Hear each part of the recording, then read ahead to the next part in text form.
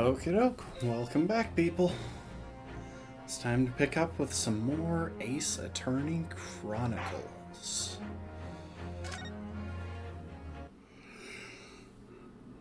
You know, for music that is definitely supposed to sound intense, I find it incredibly relaxing. February 19th, 2:38 p.m., Briar Road. So, before we dig into it, let's recap where we left off with the case.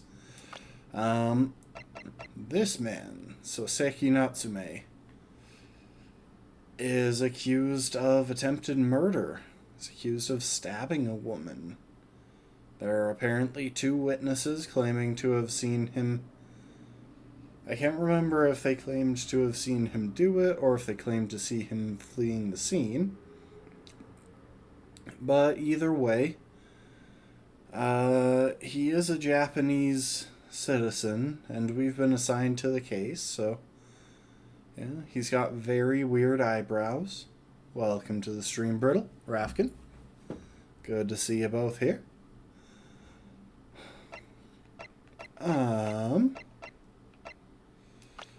It took place here on the red X, and I still don't understand why we haven't been given the name of this street. It feels like that's relevant, but oh well. And while investigating it, we met Iris Wilson, who is the real genius behind a lot of what Mr. Herlock Sholmes has been doing. She is also the author of the short stories that showcase his adventures, and she has a doctorate in medicine. And she's 10. So, if you ever wanted to feel underaccomplished, just remember, Iris Wilson exists. Well, she doesn't really, but she pretends to exist. Our main contact in the police for this case is Tobias Gregson. And Iris gave us basically a bribe for Dr. Wilson to help us get access to the home of our victim so that we can have a conversation with Mr. Sholmes. And I'm really not sure how the rest of this is going to go. Anyway, gonna set a timer to make sure I know when to start looking for a place to save, and then we'll start.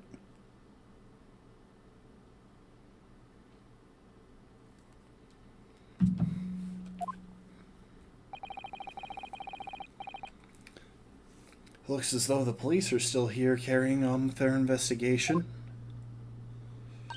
Perfect, so let's find Inspector Gregson as quickly as possible. Yes, and let's see he'll take a break from his chips to look at that silver tip Iris gave us for him.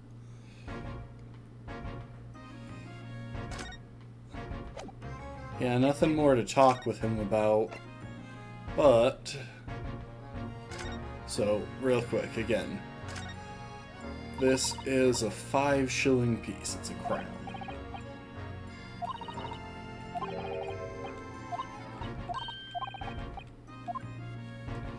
And she just said, tell the gentleman in black whatever he wants to know. I trust that won't be a problem.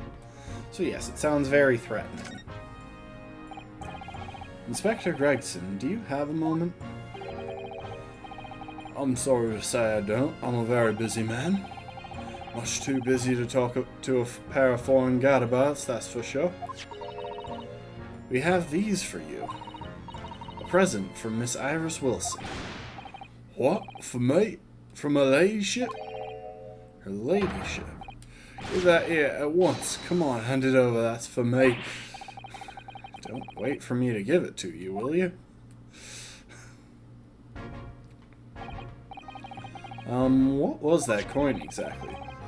It's a silver crown, obviously, but it's a lot more than that. It's an appearance fee, that's what it is. An appearance fee? Oh, I see. You mean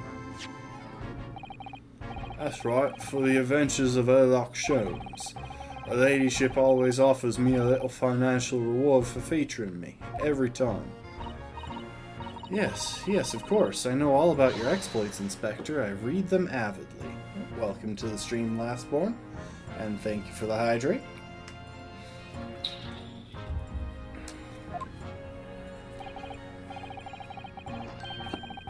Of course, using my name without my say-so does make me the butt of a lot of unpleasant jokes, but still. I'm sorry, Inspector, that must be difficult for you. Never you mind that. So, what do you want to know, then? Sorry? Tell the gentleman in black whatever he wants to know. I trust that won't be a problem, it says. Well, obviously it's not a problem. Go on, fire away. What do you want to know? Well, if you wouldn't mind, Inspector. Okay, so that is out of the court record now. We'd very much like to know the address of Mr. Natsume's lodgings. Ah, the little knife-wielding mustache Japanese fellow? He lives in a right old oval. It's just over there, look. On the first floor of that house on the corner where the wreck on the first floor of that house on the corner, where that wreck of a bicycle's propped up. That is nearby indeed. If I remember rightly, the landlord is a Mr. John Garadeb. Right, well, if you see her again, you make sure you give her ladyship my regards, you hear? I mean it. You tell her that Gregson sends his very best wishes. Why are you destroying that roll of fish and chips? Like, that is not the correct way to handle those. Bye for now, then. And long live her ladyship. Well, at least he told us what he wanted to know before he left. Yes, so then, shall we go and see what we can find in Mr. Natsume's lodgings? It's definitely starting to make more sense how Mr. Sholmes decided to go there. He literally showed up, saw some detail of the crime scene, determined that the person who ran from it was poor and lived nearby, and suddenly here we are.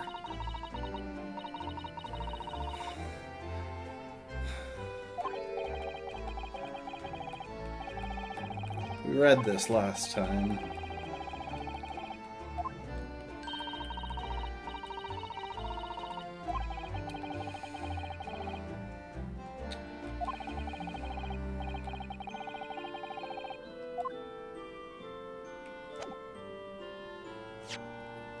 All right.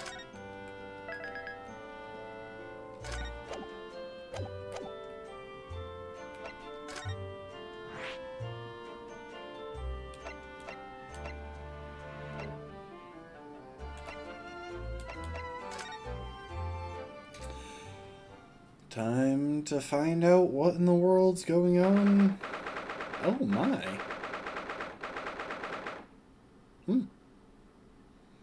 You know, he may live in a bit of an awful apartment, or a bit of an awful building, but there's a certain grandeur to some of the stuff that he's got about his apartment.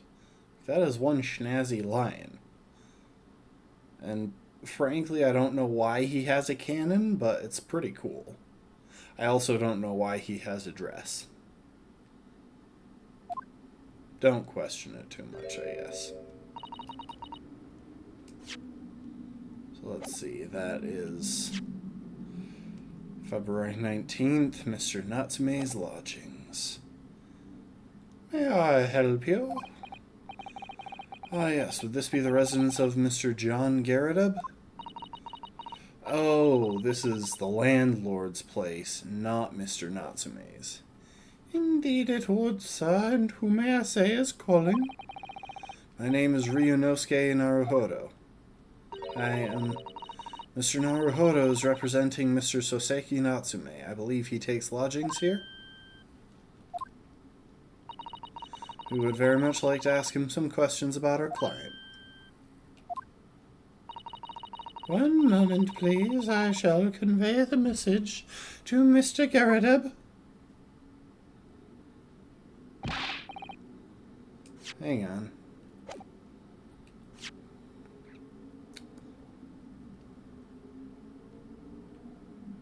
Okay, for a second there I thought that might be a word backwards, but anyway.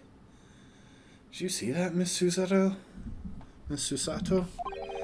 That was a real-life English maid. I know. As I understand it, anyone of standing in English society employs a number of household staff. And that was the first time I've ever seen one in the flesh. Oh, the steak keeps getting better. Certainly feels like we've really arrived now, doesn't it? We need only meet a butler and the experience will be complete, and perhaps, find a place to stay the night. I think that might be a decent idea. I'm not sure if I'd go that far, but I understand the sentiment.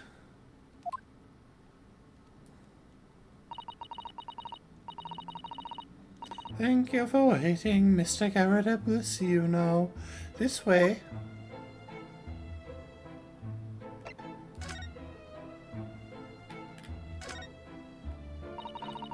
Looks like a Medal of Honor.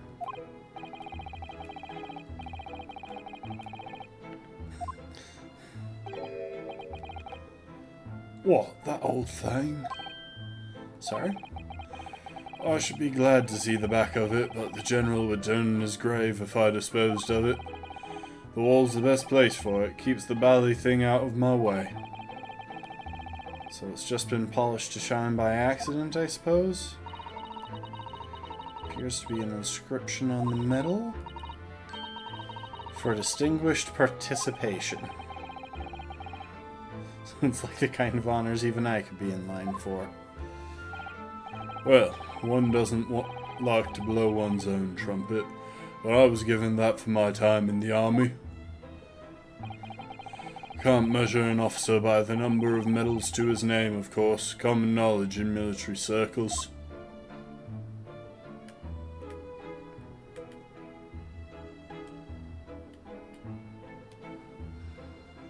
What is that on the ground there?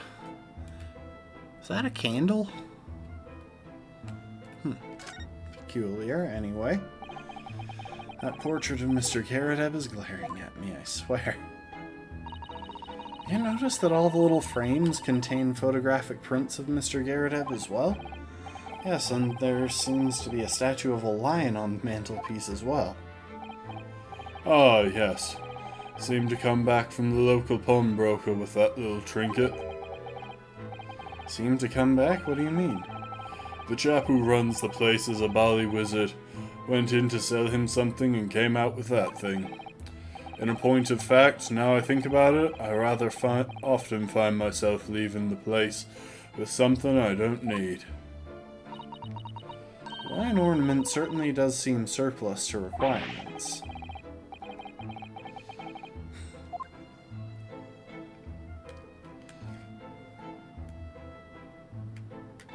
Literally just a cannon. Oh my, it's real. I thought it might be a replica. That old thing? Well, that's little more than a toy. Sorry? The army was selling it off when I retired, so I decided I'd give it a new home. Never know when the enemy might attack next. Jolly useful to have a cannon about the house. Really, isn't it overkill? Be prepared, I always say. You never know what this twisted world is going to throw at you next, boy. Do you really think there may be trouble brewing, Mr. Garadeb? Always is. Take Joanne here. Never fails to have a clean apron in reserve. Dries them over the barrels, see? Ah, that explains it. They dry very well on the cannon there, Joanne tells me. I don't know if they're planning to if they want that pronounced as Joanne or Joan. Joanne seems more British, but it's spelt more like Joan. Joan tells me? which rather proves my point, I feel. It's been reduced to a drying rack. I wonder the huge cannon looks like it's hanging its head in shame. And let's not ignore the fact that he has live ammunition for it on the mantelpiece above the fire.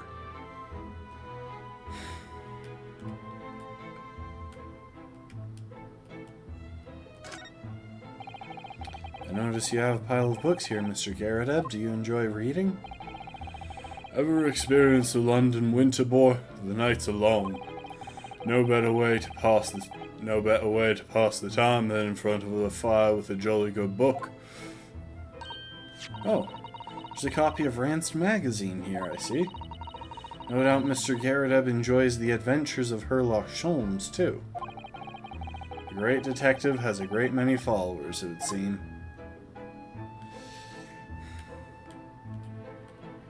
I can't check out the bucket.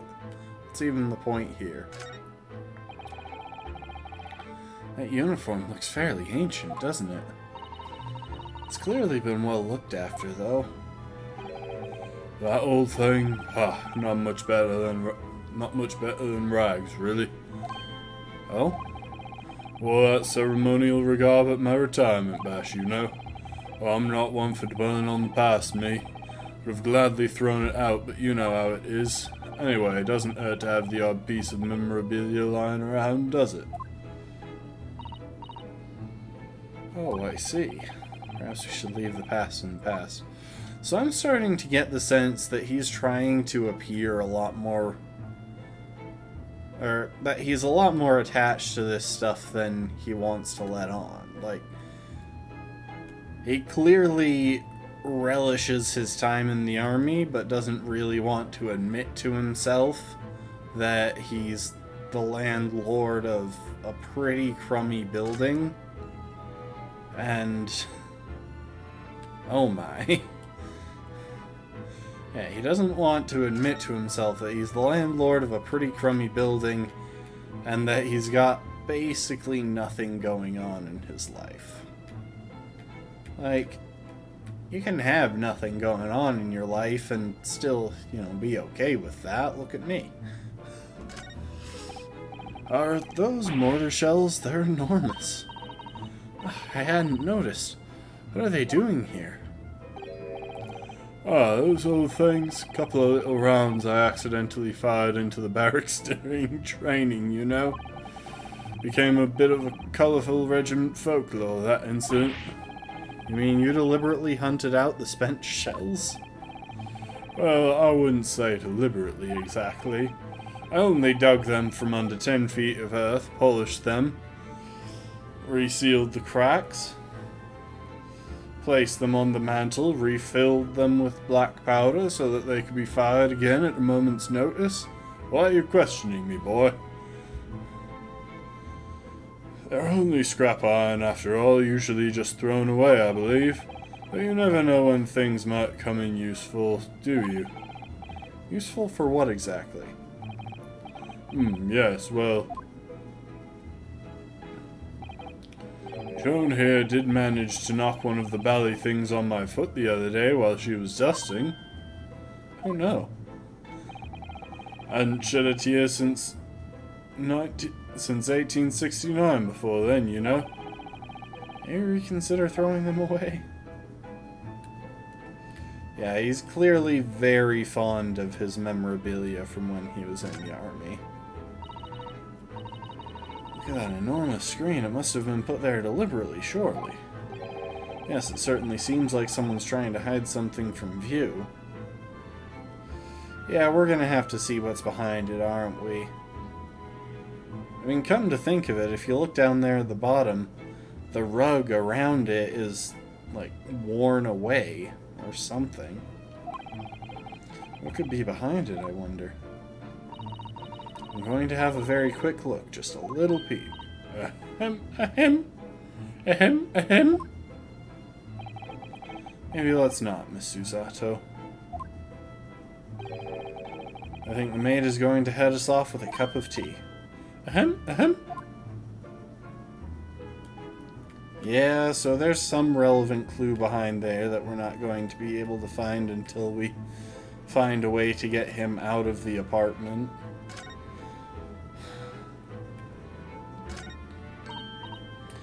Oh, look! What a wonderful collection of cakes lined up on that gleaming silver stand. Lined up, it looks more like someone has half demolished them to me. Afternoon tea is a time of indulgence, you know. It is quite the English way. It is Mr. Garradeb's custom to take 2 cakes with his tea.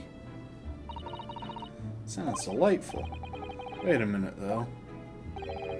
There are at least 10 cakes on this stand.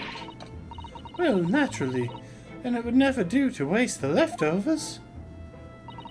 So whatever Mr. Garradeb doesn't eat, I say to myself, Joan, you shall have to tidy up. How magnanimous of you.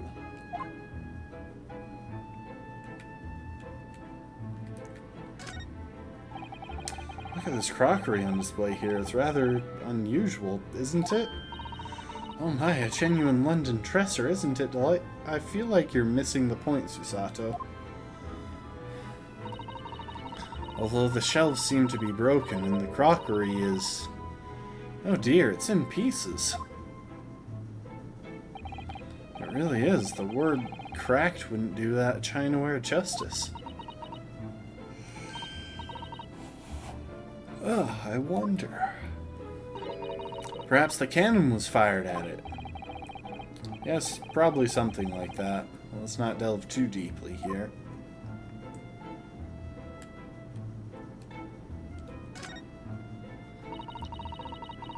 This window looks out over Briar Road, where the young woman was attacked. Oh yes, I can make out the policeman on the far side of the road investigating the crime scene.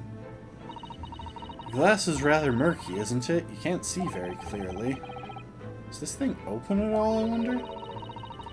I shouldn't underestimate the bitterness of a London winter, sir. Sorry? As soon as you open that window, the tea will freeze in the pot. No Londoner would go opening windows at dusk in the middle of winter, I assure you. Seems very unlikely that these two would have seen anything of the incident, then.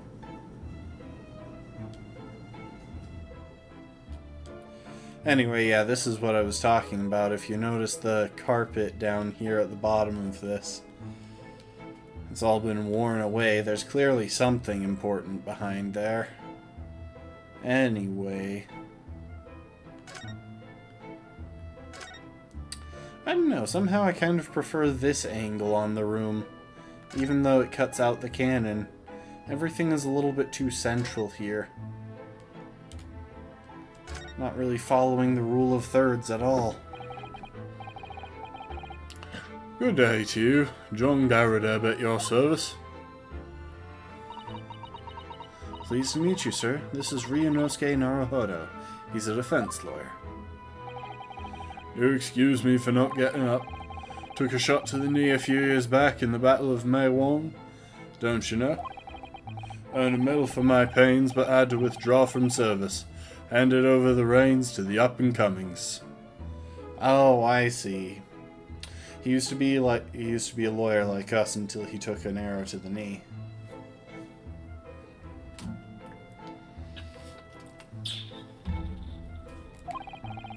So he's a retired soldier.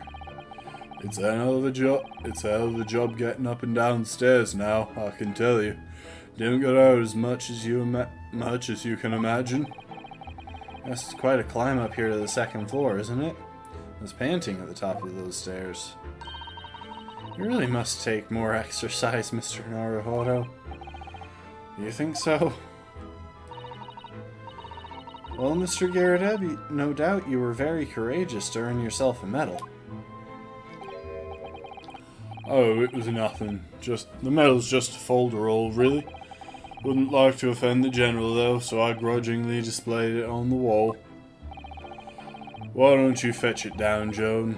Let these good people see it properly. Joan, fetch the... Ah! Dash it, old woman, be careful. Oh, dearie me. I do beg your pardon, sir. You jolly near took the skin off my hands. I shall be more careful, sir. So anyway, there you have it, living the quiet life now.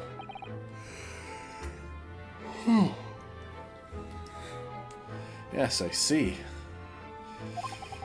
Now then, I hear you want to know about the chap lodging downstairs, is that right? Yes, we'd be very grateful if you could answer some questions for us. Even more grateful if you would just let us into his place. Only too pleased, naturally, especially if it helps keep the peace here in Blightly. We've forged an alliance with the Empire of Japan recently, as I'm sure you're aware, so this case is very much in the public eye, as it were. Oh, is it? Even had some famous detective poking around, you know? In this old house, would you believe? Yes, Mr. Herlock Sholmes. Could have been. Didn't catch the chap's name, not really my cup of tea, all that detective business. Oh, but you have a copy of Rance magazine here, so... No. Anyway, the chap's investigating the foreigner's room as we speak. So he's in Soseki-san's room. It's a bally nuisance is what it is. Whole neighborhood's twitching its curtains now. I don't like all this fuss, it's jolly unsettling.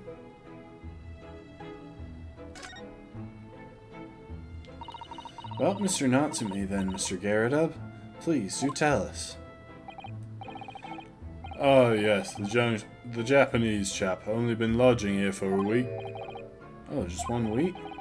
So he moved in very recently then. I have 2 lodgers most of the time, one on the ground floor and one just below us. The first floor room became available... Dasher, old Joan, do be careful. Became available a week ago, you see. There'd been...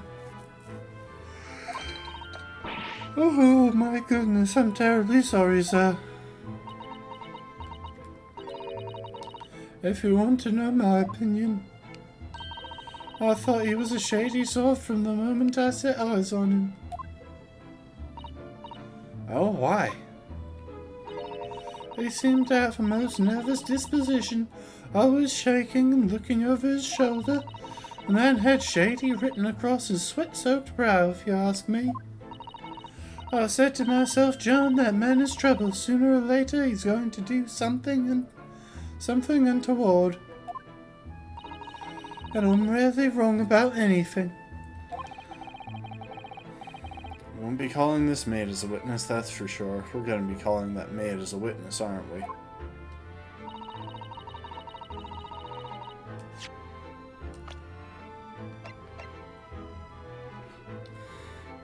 Maid who works at the Garridub household, her main duty appears to be standing at Mr. Garridub's side pouring tea.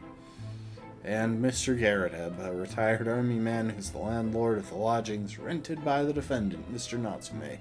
An old knee injury means he's confined to a chair most of the time. Is there anything else that struck you as suspicious about the man at all? Yes, oh yes, indeed, there was. And she's dying to tell us.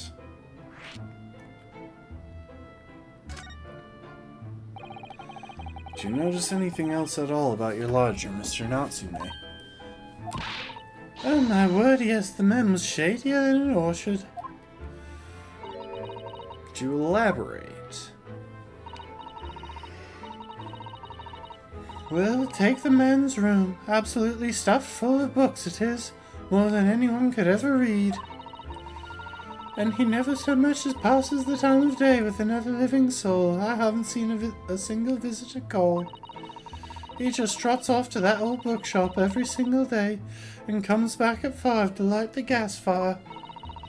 And the funny little man is up long past the time everyone else in the house has gone to bed too. That's shady, that's my life. Minus the bookshop part, because I have access to the internet. Oh, I see. The gentleman on the ground floor goes to bed at around 9 each night. Well, I've never known that Japanese fellow to retire any earlier than 2 in the morning. Ah. Could you clarify something, I wonder? What, pray? How do you know so much about Mr. Natsume's routine? Oh! I understood that neither of the lodgers live on this floor of the house, is that correct?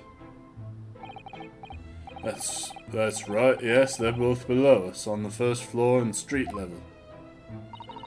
Then, how is it you know so much about the lives of your lodgers? The precise times that they come back in the evening, for example, even the times they go to bed. Ooh. Ah!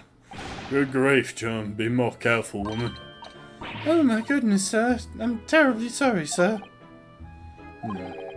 Something doesn't add up here.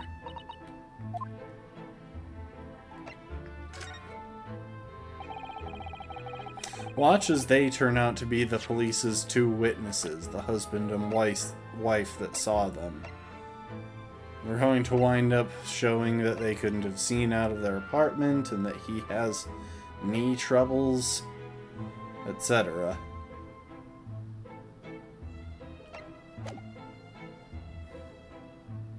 Obviously, they're probably not actually married, but they probably pass themselves off as such to the police. Thank you for the hydrate, lastborn. It seems that the incident took place at around 5 in the evening. Did you happen to look out of the window at around that time? The window? Yes, we noticed that the window over there looks out over Briar Road. The incident took place on the pavement, just on the far side of the street. Is there anyone suspicious loitering nearby? 5 o'clock is dinner time in the Garrideb household, so I'm afraid I don't remember seeing anything. How about you, Joan? No, sir. It would have been dusk outside already at that hour. And with the fog as well, I should think it would have been quite impossible to see the other side of the road. Oh, I see. Did you notice anything else out of the ordinary, then? Such as... anything at all, even if it seems unrelated? Well... Yes, was there something then?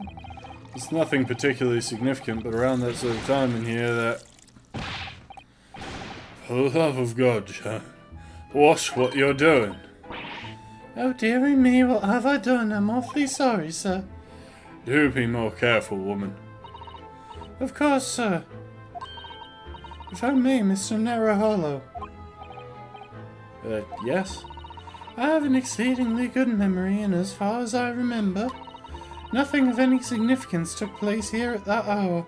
Nothing at all. Oh, really? Mr. Garrideb? The way you were talking before, it sounded rather like there might have been. Oh, well, as I was saying, it was just a trifling matter, really. Nothing of... Ah! Joan, dash it all, what is the matter with you, woman? Yeah, she's clearly trying to cover something up.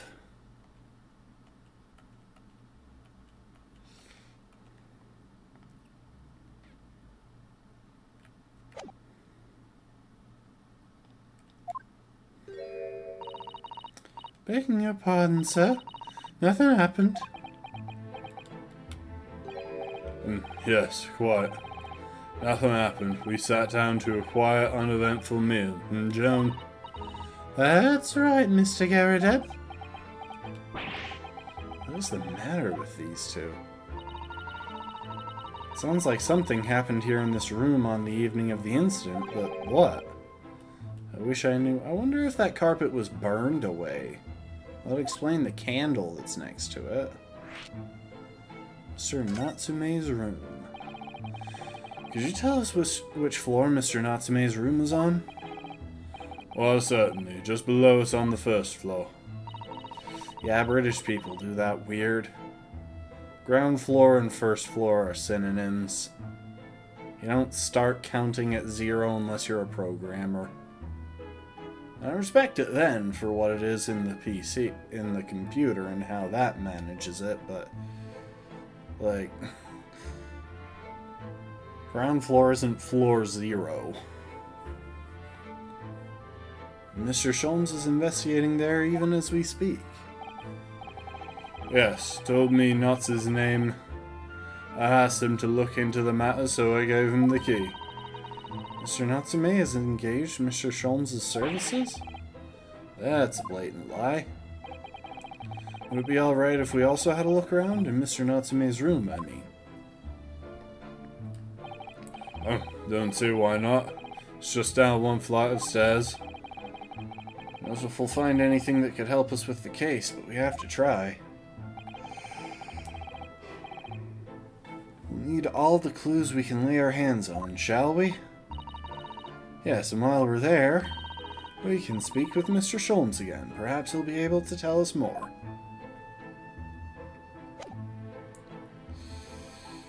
Oh, that maid is so shady.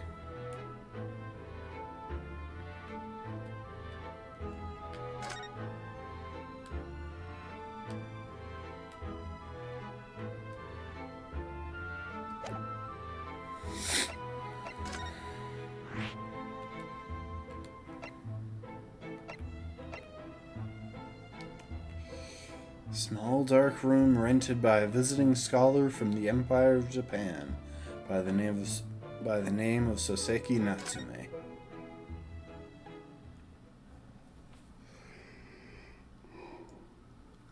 Oh, there's a cat.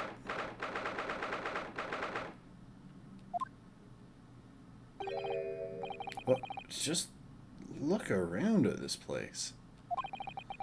And smell it. It's so musty in here. I suppose it's the mountains of old books that are responsible for that.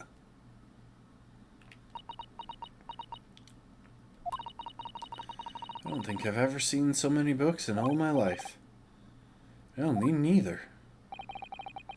It's so dark in here, too. Is that the window over there? Well, it was the window, I think, yes. Once upon a time. For some reason, it's been closed up with bricks and mortar. So this is where Mr. Natsume lives. By the way, I haven't spotted Mr. Sholmes anywhere, have you? No, that's true, but according to what Mr. Garrett told us, the great detective should be around here somewhere investigating.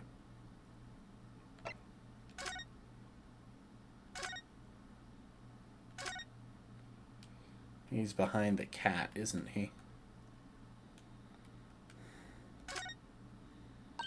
Oh look, it's a beckoning cat from home. It's a bit big and bulky, isn't it? Surely Mr. Natsume didn't bring that Maneki Neko all the way from Japan with him.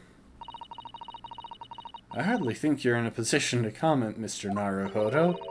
Are you forgetting the enormous Aruma doll that you brought in your luggage? Well, it can be dangerous traveling abroad. I wanted a lucky charm. Well, I imagine Mr. Natsume wanted the same, and this cat is sure to beckon good luck to him. It's not doing a very good job so far, is it? Maybe luck works different on different sides of the world. You mustn't say such things. I didn't say a word. Why are my eyes such a giveaway?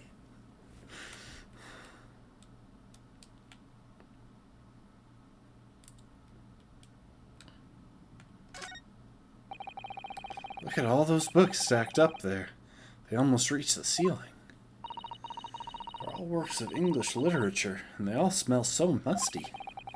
With this volume of books to hand, you'd never be short of reading material, would you? No, what a dreamy idea. Bad dream, maybe, for me. That's a bizarre take, Ryo. Mind you, I don't imagine the book that's at the bottom of the pile now will ever be read again. Ah, so reading is an experience that comes but once in a lifetime, just as the tea ceremony teaches us. Certainly didn't expect the conversation to turn down the path of tea ceremony philosophy.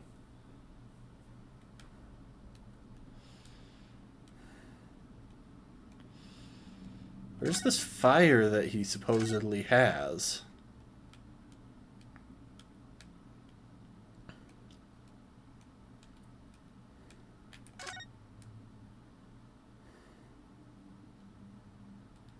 Also, those candles, this building is going to burn down at some point. That is so incredibly dangerous. Just open flames resting on top of piles and piles of books. If even one of those tips over, the whole building goes up in an instant. Man upstairs will never make it out alive. That desk seems to be wedged into a crevice between the mountain of books on either side. Suppose Mr. Natsume would sit here and read while stroking his cat. Surrounded on all sides by these towering old tomes, surely he dreamt of books every night as well. Yes, he must have done, mustn't he? Oh, what's this? It's a receipt from the second-hand bookshop. Your books. Oh yes, Mr. Natsume's name is on it. Look. And the date of purchase, 2 days ago at around 4:45 p.m. It's the day of the incident.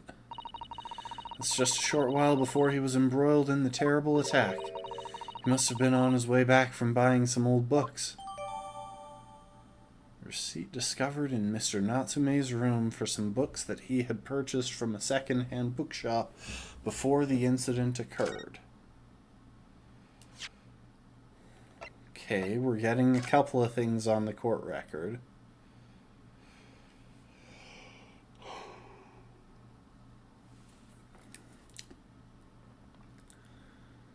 £2 tendered in receipt of the picture of Monsieur Lecoq,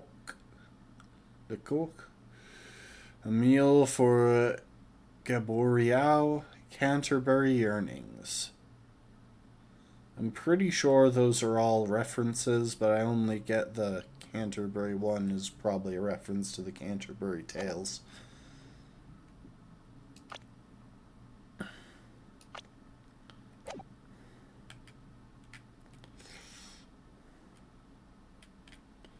I'm holding off on investigating the cat because I'm pretty sure that's going to be the thing that brings Mr. Sholmes out.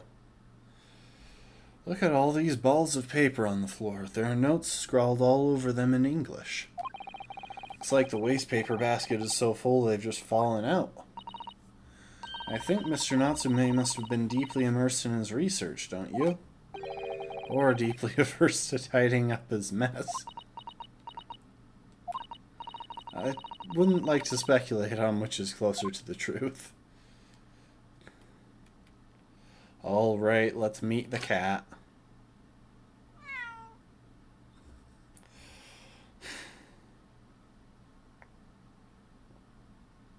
Oh, well, there it goes.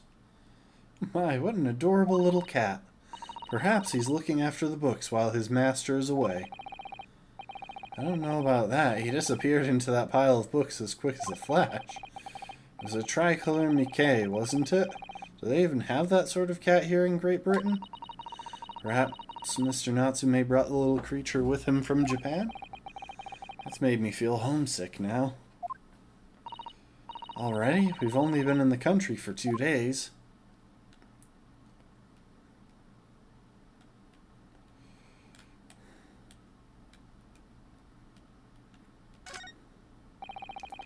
Should we even call this a window? I think so. It was a window at one time, after all. Although all that remains is a frame around some bricks now. So really, it's just a wall then, isn't it? Why would anyone deliberately brick it up like that? I'm afraid I have no idea. Ah, perhaps Mr. Natsume painted the brick design on painted a brick design in a fit of whimsy. That's alarmingly feasible. Not really. It's bricked from the outside, too. And he's only lived here a week, according to the dude upstairs, and he doesn't seem super whimsical.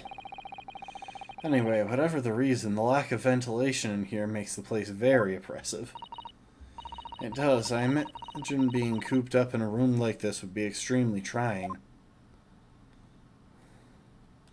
Why do I feel convinced that we're going to wind up moving into this apartment eventually? Like, into this building? This appears to be some sort of meter on the wall here. It looks very robust. I wonder what it's for. There's a slot for inserting coins here, too. Ah, I believe that is a gas meter, Mr. Naruhodo. A gas meter? Yes, it seems there's piped gas in this district, which consumers pay for by putting coins in the meter. So if we were to put a coin in the slot, that would be enough gas to use the lights and the gas fire for the whole night. So if you're too poor to have a coin, you'd have to spend the night in the dark and freezing cold? That's right. As would a rich man who only carried crisp white notes. Ugh, London is a scary place. There he is, now that we've investigated everything else in the room. Ah, look, Mr. Naruhodo. Ah, there he is. Where did he appear from? Okay, there are a lot of places to hide in this room, mostly buried under books. He seems to be engrossed in the pages of an old book. I hope he won't mind if we disturb him. Hello, Mr. Sholmes. Ah, you two. Good day. Now, let me see. Where was it that we met? Oh, Mr. Sholmes. We were together on the SS Beria. Yes, of course. The Beria. And let me see. What happened on that voyage? It was Kazuma Asogi. He died, tragically. But you were a great help to us. He was? Ah, yes, but of course, the case of Mr. Asogi was the one with the snake, wasn't it? Well, you seem to remember something of it, at least. What an honor to be remembered vaguely by the great Herlock Sholmes. This is Mr. Oh, no, my dear madam. Hold your tongue. I pride myself on my superior powers of recollection. Your names are safely recorded in my brain attic. Miss Naruhodo and Mr. Susato. Try the other way around, Mr. Sholmes. I lose the first round.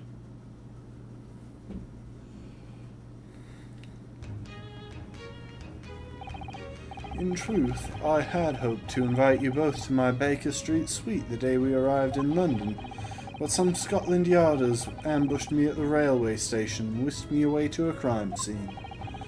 It was an entirely trivial case, of course. I solved the matter in no more than 30 minutes. So they apprehended Soseki-san in that short an amount of time? I am afraid the pursuance of a new case has dulled my recollection of my past involvements a little. A little? It is a mistake to think that one's brain attic has elastic walls and can distend to any extent.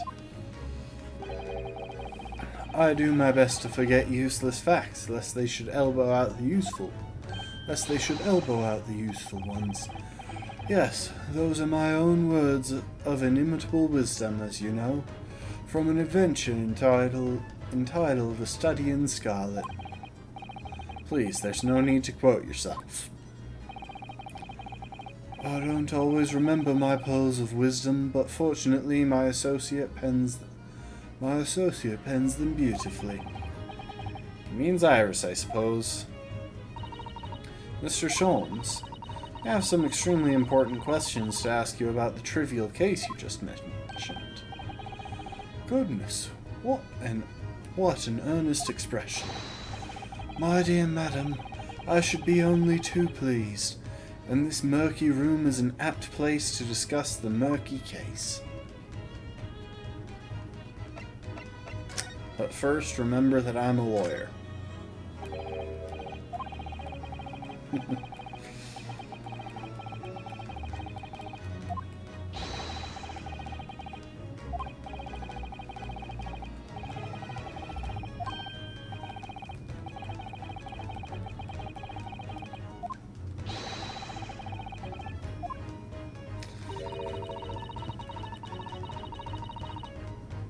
I believe Mr. Sholmes has his eye on an expensive copy of the completed the complete works of Shakespeare.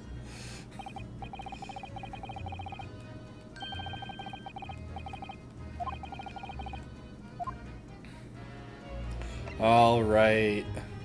So he might not be super willing to just have stuff presented to him. Mr. Natsume's arrest. Ugh.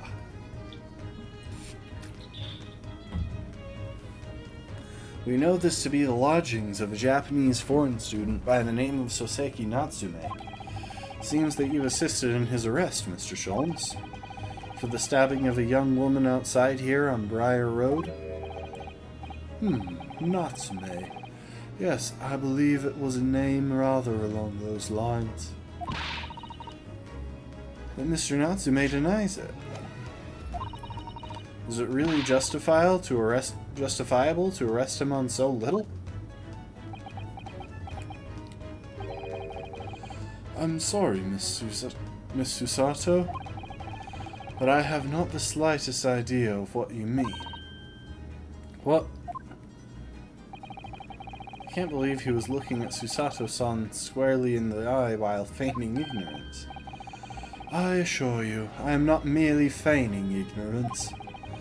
It would appear as if the pair of you are under some misapprehension. Oh, how? I assure you that I have no recollection of accusing your stooped compatriot of the crime. That doesn't make sense. The good detective of Scotland Yard made the following request of me, and I quote verbatim. We need you to ascertain the identity and whereabouts of a man seen fleeing the crime scene. Ah, a man seen fleeing. There were a number of books scattered on the pavement at the scene. From the book plates, I was quickly able to determine the bookshop from which they had been purchased. On speaking with the proprietor, I was immediately led to this address. Elementary, wouldn't you say? I believe there is a receipt around here somewhere from the establishment in question. So you don't think Mr. Natsume is the culprit, then? That I could not tell you. But it was aggravating my faculties, hence why I returned here. However, this place is such a trove of fascinating books, I found myself quite lost in bibliophily. That was bibliophily, right? Yeah, bibliophily. Do not be deceived into believing that I am a man of leisure. No, no, no. Oh dear.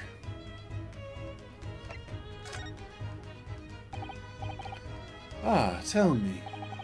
Have you encountered the landlord of these lodgings? Yes, Mr. Garadeb, a retired military man. It's the first time I've ever met a soldier from the great British institution that is the services. It's the first time I've ever met a maid from the great British institution that is service. I didn't think it was that funny. It was kind of funny. I do apologize. As you may well be aware, many households in London employ a maid. Yes, I read as much in my Great Britain primer. And so, conversely, whether or not a household employs a maid has come to betoken the social standing of those dwelling therein. Betoken their social standing? Sorry? Put simply, my dear fellow, those who employ at least a single maid are considered middle class. Those who do not are beneath that. In the upper echelons of society, of course, households employ enough staff to constitute a large family. Goodness, how extraordinary. As you can appreciate, for those on the precarious boundary between the middle and lower classes, being able to afford just one maid is of the first importance. I had no idea. So that's where, what's-his-face, John Garadeb finds himself. He is very close to lower class. and employs a pretty awful maid as a result. Probably because she comes cheap.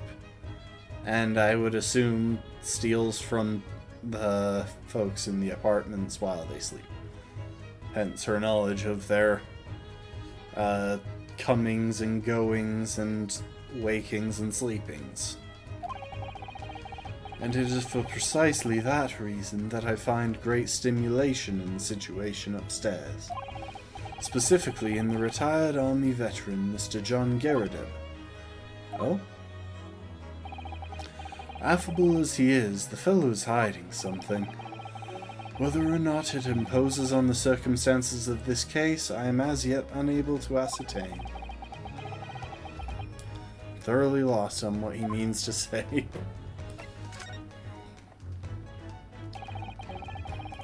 This room is thoroughly suffocating for the soul, my dear fellow.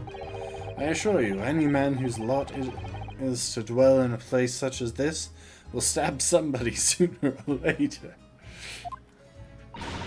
Mr. Natsume has stabbed no one, yet. Ah, but sooner or later, as I said. I don't believe that's the issue here. About this dark little room, Mr. Sholmes. Why is there no longer a window? Do you have any idea? No window? Well, I mean, I can clearly see that there is a window of sorts. But it's been completely blocked with bricks. Ah, I see. The answer to that question is quite simple. Window tax. Window tax. What is that? Surely not a tax on windows. Precisely that. Oh my goodness. Until relatively recently, a tax was levied on households in this country by the number of their windows. Those of lesser means, having inherited a sizable and costly family home perhaps, rapidly closed windows up. While the rich opened windows here, there, and everywhere, in an effort to curry favor with those in power, by furnishing them with large sums of tax money. How awful, and unjust, forcing people to live in rooms devoid of light. Indeed, disease was rife as a result. Some 40 years ago or thereabouts, the window tax was abolished. But its legacy remains, as you can see, in squalid lodgings such as these, for example. I suppose Mr. Natsume's stipend for living here in London isn't very generous, perhaps. It would appear so. I've done a little digging, and discovering that these lodgings were offered at an extraordinarily low price. Because the room is so awful, I should think. Apparently, Mr. Natsume only moved in here about 1 week ago. Yes, that's correct. However, I don't believe the low rent is explained by the shabby nature of the accommodation. Oh? Still, that is of little relevance here, a matter not worthy of further attention. You sure? I'm curious now.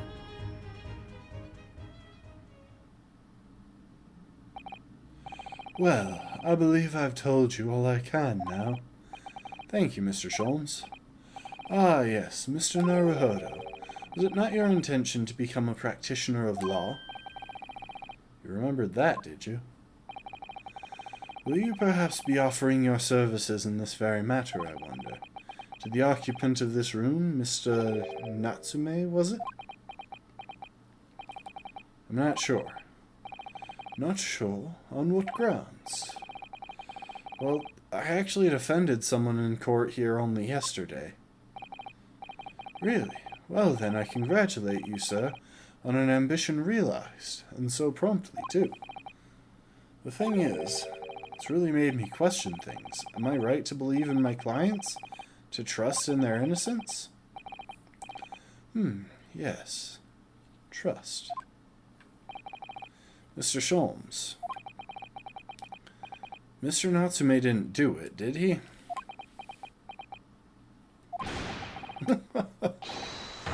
My dear fellow, I haven't the first idea. Oh, but I thought that's why you were here. Didn't you come back to investigate? Ah, yes, that was indeed my initial intention. But there are simply too many fascinating books here. I couldn't possibly ignore them. Oh, I see. Nevertheless, there are two facts that I can state quite unequivocally. The man who fled the scene of the crime 2 days ago was the Japanese occupant of this room. And there are witnesses who swear to having seen the same man commit the crime. That's all I can say. Ah, and one more thing. Oh, what is it, Mr. Sholmes? Tell us. I cannot say with any certainty whether or not it is of relevance to this case, but I am quite sure that the retired army man who owns this property is hiding something. Mr. Garrett is? Mr. Sholmes said as much before, actually, didn't he? Anyway, at present, that is really all that plays on my mind in relation to this case. Mr. Naruhodo, as yet our investigations have uncovered nothing that could help establish Mr. Natsume's innocence. No, you're right. Perhaps it's time we probed a little deeper into Mr. Garrett secret. Just remember, I cannot be sure whether the landlord's secret will prove to be of relevance or not. But I wish you every success, of course, Mr. Naruhodo.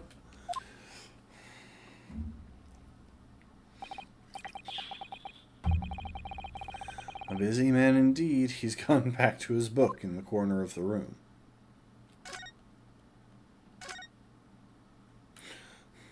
Literally just gone back to his book.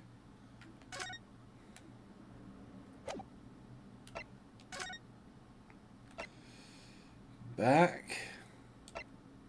I do appreciate the little captions they've got because they do highlight where you're supposed to go to progress the story. It's usually that question. We haven't been to this place in a while, have we?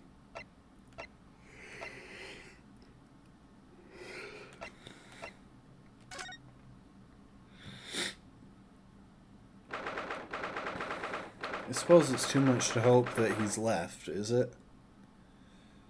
19th February, Mr. Garrett's room. Ah, you pair again.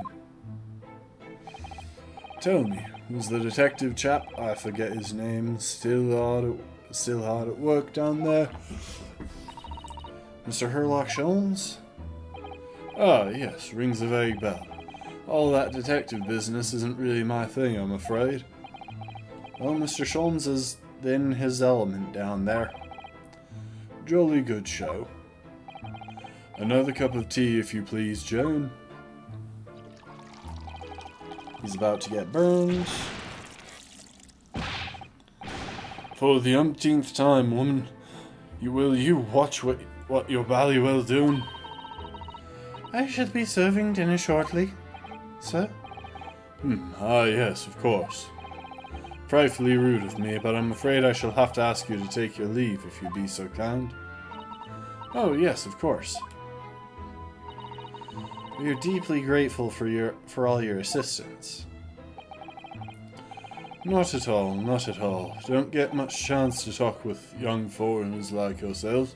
It's been a pleasure. Best of luck and all that. Perhaps you could see yourselves out. According to Mr. Sholmes, Mr. Garrett is hiding something. Since no other avenues of investigation seem open to us at the moment, perhaps we should do some digging. Hi, Mr. Sholmes.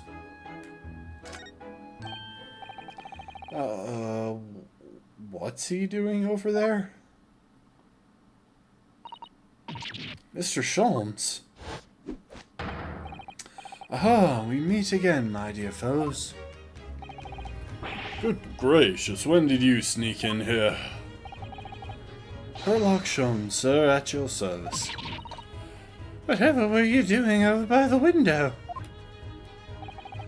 I'm given to watching the evening sky as the sun sets, madam.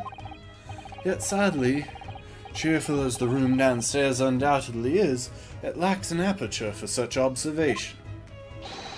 So I took the liberty of borrowing a small corner of space by the window up there.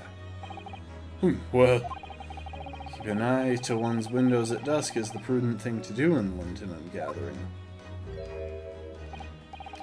Ah, and one other thing, Mr. Naruhodo. Oh, me? I thought perhaps you might be in need of a certain great detective's great mind. Oh, hey, we get to do one of those little Inquisition things, we'll say. Wait, he's not talking about... Is he? I didn't expect to be going through that again so soon. Do you mean, Mr. Sholmes? There is a mighty secret in this modest room. My eyes see even the most trivial of trifles. I take it you're prepared, Mr. Naruhodo? I think so. There is just time enough for one of my greatly admired great deductions. Let us conclude the matter before dark.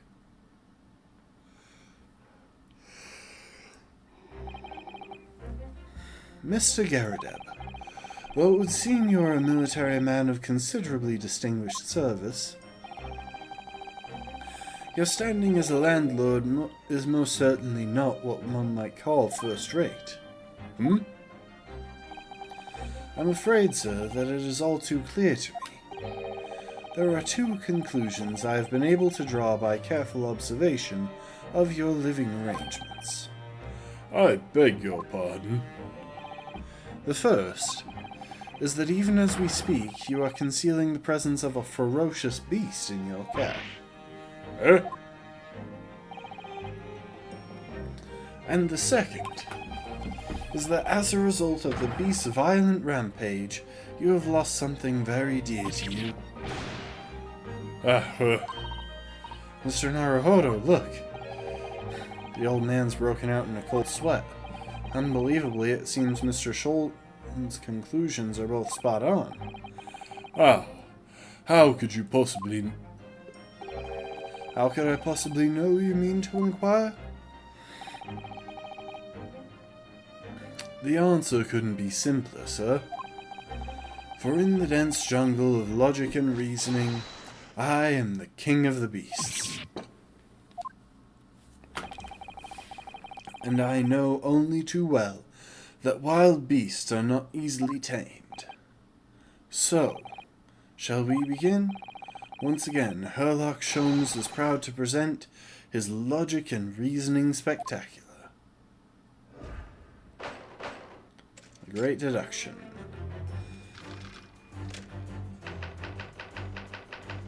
Nature of the beast.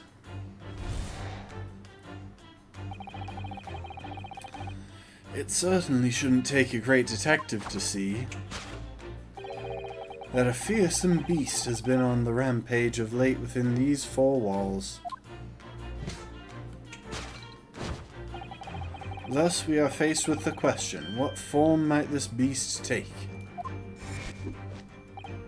Ah, for a man with military breeding, your eyes are uncommonly candid. Your furtive glance, Mr. Garrideb, leads us directly to the answer. The true nature of the beast that has run rampant here is revealed by that lion statue. Yes, though an army man, you appear unimposing at best.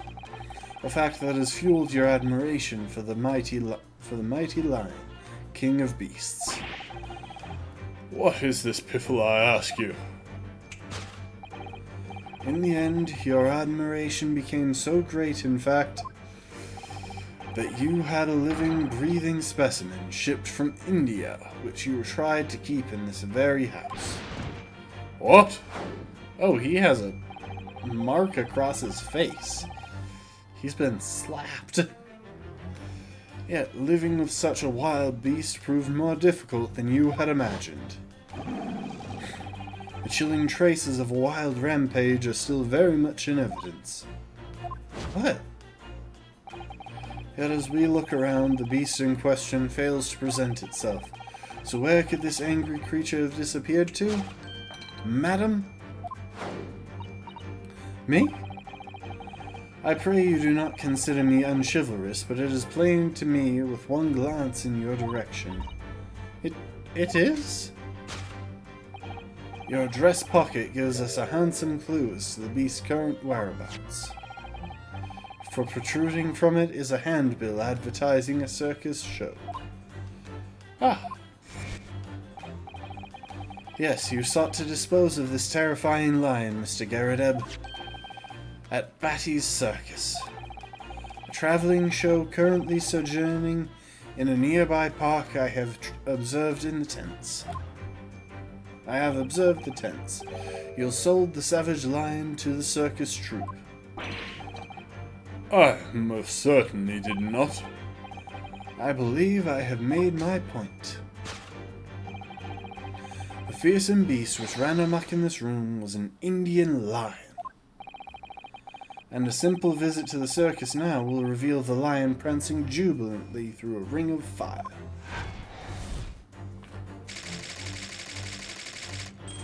A rampaging Asiatic lion, huh? Aftermath. Now, Mr. Garrideb, it is plainly clear that you still have deep feelings for this formidable beast. Indeed, and that blithe pose the distress this loss has caused you is veritably tangible. Your head weighs heavily on your shoulders, the pain you feel revealed by that supporting arm. Amid fits of tears, you let your beloved beast go. The strain of losing something so dear to you is clearly visible in your visage. Nonsense, man. I simply... But what, we must now ask ourselves, is the true cause of this pain? And we need only follow the direction of your gaze to find the answer. Yes, it is this pile of bills that have given rise to the pain you suffer. Every envelope contains another demand for payment. For cartloads of meat, potatoes, wheat, and tea. Indeed, feeding your beloved lion had a devastating impact on the financial circumstances of your household. And so you had no choice but to let it go. Yes, well, Now, in a final fit of rage, the ferocious beast carried out one last unimaginable act. Unimaginable? The aftermath of which can be clearly seen by observing the carpet over there. A very expensive woolen carpet, if I am not mistaken. Oh, dearie me! What could have caused such a destructive outburst? This time, madam, I'm afraid it is you who has inadvertently revealed the truth to me. Your wandering eye has settled upon the answer very neatly indeed. Yes, to explain the dire state of that carpet, we need only to look to this tower of cakes. Ooh, notice the oh, wait, y'all can't see it. Hang on. If you notice the candlestick behind me, it's missing a candle.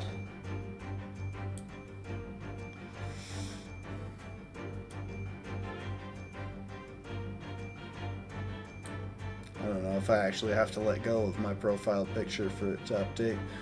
So yeah, the candlestick is missing a candle. Hang on.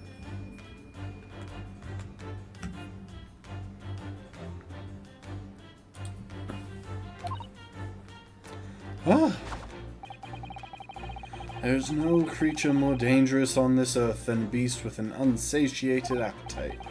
Was it or was it not once said by a certain noble woman, if they have no bread, let them eat cake? Yeah, that line already aged poorly in the moment that it was given. You don't have to go quoting it like it's some form of wisdom. Food is at the heart of all tragedy, in fact. Whatever do you mean? Having tired of the taste of cake, the beast began to stalk its next prey. I'm sure I need not spell out the nature of this final act of destruction carried out by the beast. There is only one logical conclusion. Worked into a frenzy by hunger, the lion attacked and ate the carpet. The teeth marks in this carpet are a perfect match with those of a lion I once saw in India. I wonder. So first of all, obviously the carpet got burned by the candle falling on it. I wonder if the cat from downstairs managed to make its way in here. Is this going to be a second case in a row? Or a second case in this game where a cat is a major plot point? Carpet gnawed on by the starving lion.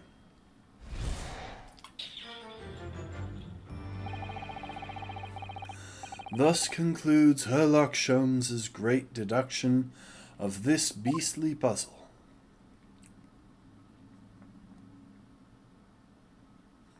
Yeah, his expression kind of sums it up.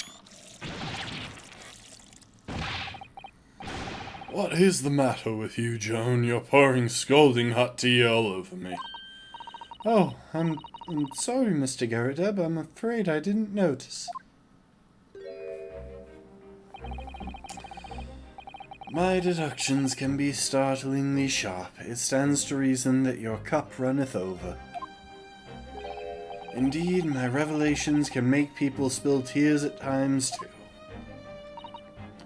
Oh! Mr. Sholmes, sorry to butt in again, but could I make an observation? Why, certainly, Mr. Naruhodo. What is it again? Well, your deductions just now. Do you really think a lion could have fit inside a room of this size? Indeed, it is the only explanation for the facts. The terrifying truth all too often lies beyond the realms of common sense. Wouldn't it be idea to consider what lies inside the realms of common sense as well? But if an uncaged lion had run amok in this very room, surely Mr. Garrideb and his maid would have been hurt. Or eaten. Ah, that's where you are struck. No doubt the former military man held his own against the beast using that large cannon. I thought you said that they had sold the lion to the circus. And what about the food? Meat and potatoes are one thing. But I don't believe I have ever heard of a lion that drinks tea. Ah, my dear Miss Susato. It occurs to me with some regularity that irrespective of race and breeding, whenever anyone lands on Great British soil, they are infused with a highly appropriate taste for afternoon tea. Oh, what a glorious notion. Well then, Mr. Naruhodo, it's your turn to shine again. I had a feeling that was coming. A slight massage, that's all Mr. Sholmes' deductions need. You can do it. Excellent, I've been waiting for my trusty partner in deduction to step forward, Mr. Naruhodo. We don't even know yet whether or not this is going to help with Mr. Natsume's case. Still, uncovering the truth is always worthwhile, whatever the motivation. At least that's what I want to believe. Let us start again, from the beginning of Sherlock Holmes' Logic and Reasoning Spectacular.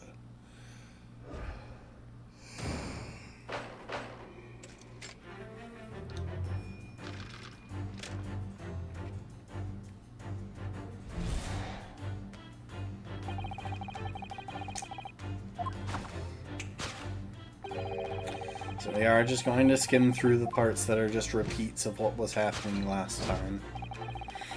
Faced with the question, form of this beast.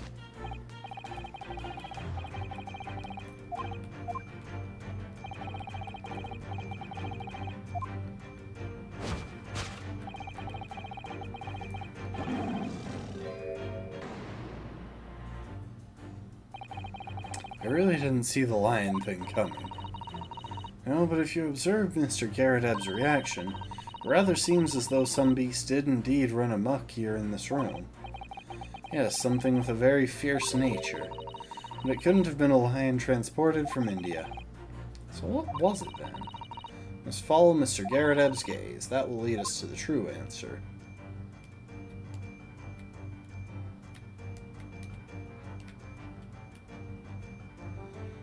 Ooh, that's sneaky. Alright, let's take a look at this.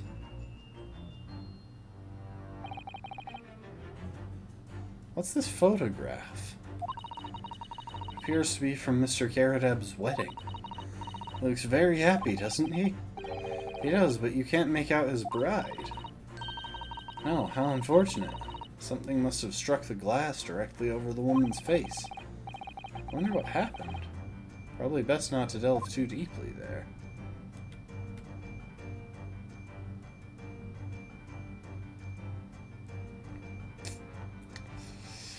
Newlywed bride. Oh! He's married to that woman, and she is posing as a maid to try and boost the social standing of the house.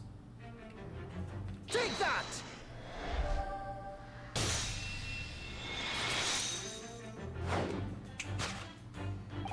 The true nature of the beast that has run rampant here is revealed by that newlywed bride. Precisely, Mr. Naruhodo. No other explanation could possibly fit. Yes, this frame print pictures your wife, Mr. Garredeb. And while we lament the fact that her face is obscured, we can still make out her mighty arms and note the considerable horsepower they must contain. Oh, Indeed, surely any woman of such powerful constitution would be honored to be described as a beast. Honored might be a stretch. Too late. The fact remains that the beast which so clearly savaged this room was your wife, Mr. Garredeb. Yeah. The chilling traces of a wild rampage are still very much in evidence. Well, as we look around the beast in question, where could this angry creature have disappeared to? Madam. Me? I pray you do not, blah blah blah. Your dress pocket gives us a handsome clue as to the beast's current whereabouts. The poor, fragile, defenseless woman is beside herself. Well, I don't know about fragile. Oh dear. Anyway, Mr. Sholmes is quite right. There's no sign of a Mrs. Garredeb anywhere. It seems there may be a clue as to her whereabouts. A clue that this maid is trying to hide.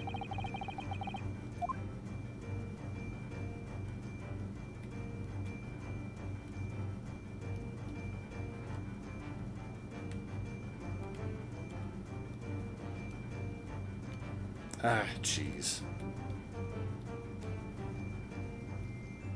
There it is. Take that! Your wedding ring gives us a handsome clue as to the beast's current whereabouts. Oh! Indeed it does. That flowery band gleaming on your finger gives you away. For it is identical to the one shown on the hand of Mr. Garredeb's bride in this photographic print. In other words, you're no ordinary household maid. No. You are Mr. Garredeb's lucky bride. You are Mrs. Garredeb herself. Oh my word! Oh my word! Well, jolly fine detecting, sir. As you rightly surmise, this is the wife, yes? My Joan. Rather let herself go, you might say, but she was a bally corker back... I'm pretty sure that's extremely disrespectful to say about just anyone. It would appear you don't live in the most comfortable of circumstances. After all, you are a retired army man, yet you are in the business of renting out rooms. Ugh. I would assume, therefore, you have insufficient means to employ a maid. Would that be correct? It's not right, I tell you. I was 2nd Lieutenant of the 3rd Regiment. A man has his pride, don't you know? By golly, it's a sorry thing when a chap can't even afford to have a single maid in his employ. Yes, here in London one is rather judged. A household cannot be considered worthy of society if it employs no staff, after all. Though it is my considered opinion, such concerns about appearances are a folly.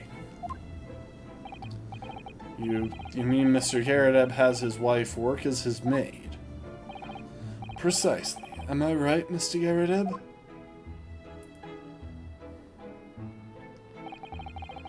Only in company, obviously. But listen here, this must remain a secret. Tip-top secret, please.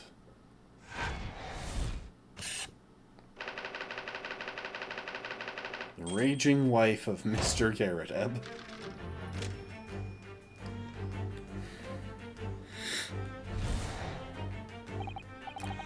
Now, Mr. Garrideb.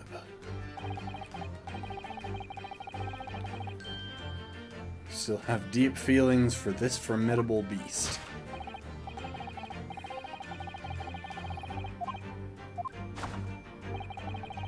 Your head weighs heavy on your shoulders. Thing you feel being revealed by that supporting arm. No, I don't think so. Mr. Sholmes is quite something. He's still calling Mr. Garrideb's wife a beast.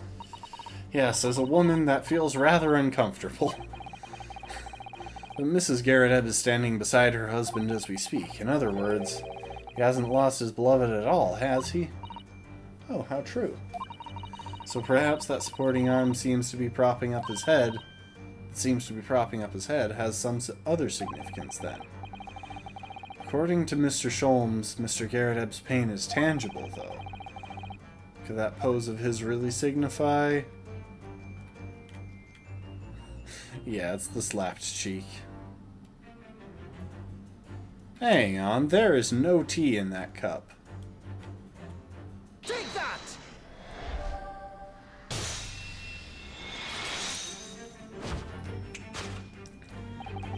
Your head weighs heavy on your shoulders. The pain you feel being revealed by that slapped cheek. I don't know how someone would get slapped that way, though. Like, you'd have to be next to him and do, like, one of those? Because the thumb is down. I guess maybe it's just a front-on thing and the angle is coming out weird because he's leaning forward. I mean, I guess. But I don't know, it just feels like an awkward angle for a slap. Usually if you slap someone, it's crossways. It's not down or up to the side. And of course, the deliverer of that impressive mark on your cheek that refuses to fade was you, Madame Joan Garrideb. Well, yes. So do we have her labeled properly in the court record now? Yep. She has a fierce temper and tends to get rather physical.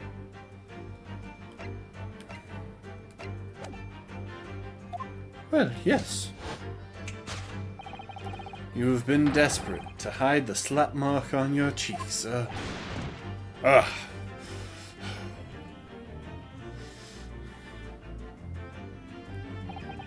How the blazes. Did you work that out, man? Nothing escapes the notice of one trained in the art of observation, my dear fellow. Which is why Ryunosuke was the one to spot it. That's why you haven't looked directly at us even once. To keep your other side from view. Well,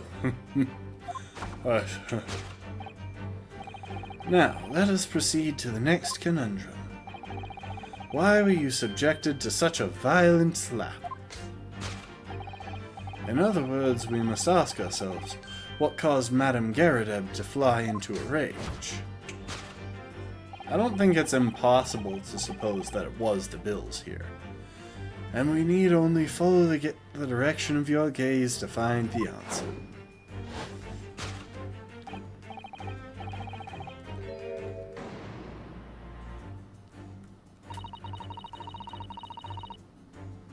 Didn't Mr. Shulm say that the bills were all for lion fodder?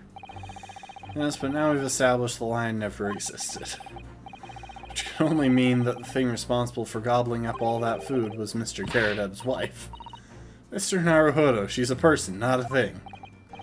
Yes, well, she's also a person who gave her husband a mighty slap round the face. One so hard that it left a perfect hand mark, in fact. Visible a full day later. Yes, why would a woman want to hit her husband with such force, I wonder? I'd love to know the answer to that question.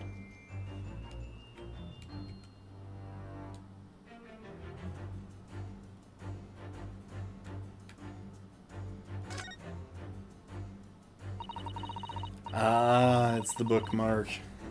Y'all probably saw it there. Looking at these bills, it certainly amounts to a great deal of food. Meat and potatoes by the cartload, wasn't it? Well, looking at the two of them, you can tell immediately who eats the lion's share. Dude, not cool. At least we're no longer talking about an actual lion anymore.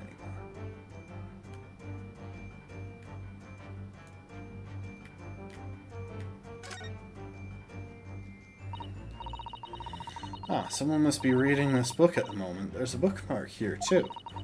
Mr. Garrideb is clearly an avid reader. Oh, wait a minute. I don't think this is a bookmark. Oh no, so it isn't. It's a note written in a woman's hand.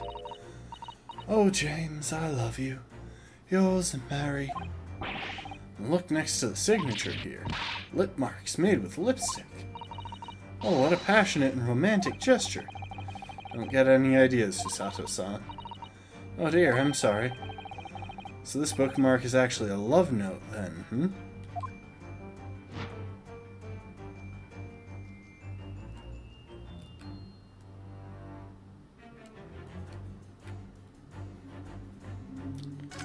I want to see what the stack of books is first, though. Novels that I've never heard of. Somebody has purchased them all from a second-hand bookshop. Mr. Garrideb is something of a book lover. No, he's just a lover of, well, whoever. Oh my. Yeah, she did go on kind of a rampage when she found that note. I mean, it's pretty understandable. Oh dear, this plate has been smashed to pieces. Nobody seems inclined to tidy up the mess. Perhaps it's some sort of high arse. Really, Mr. Naruhodo? Well, anyone who has a cannon on display in their living room is clearly a little eccentric. Yes, let's call it eccentricity. Alright.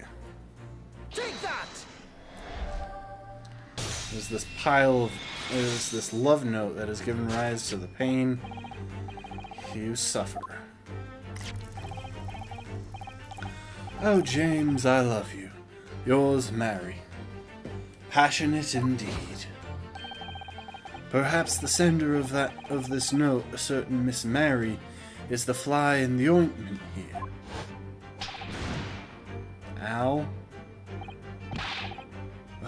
But I don't know the bully woman.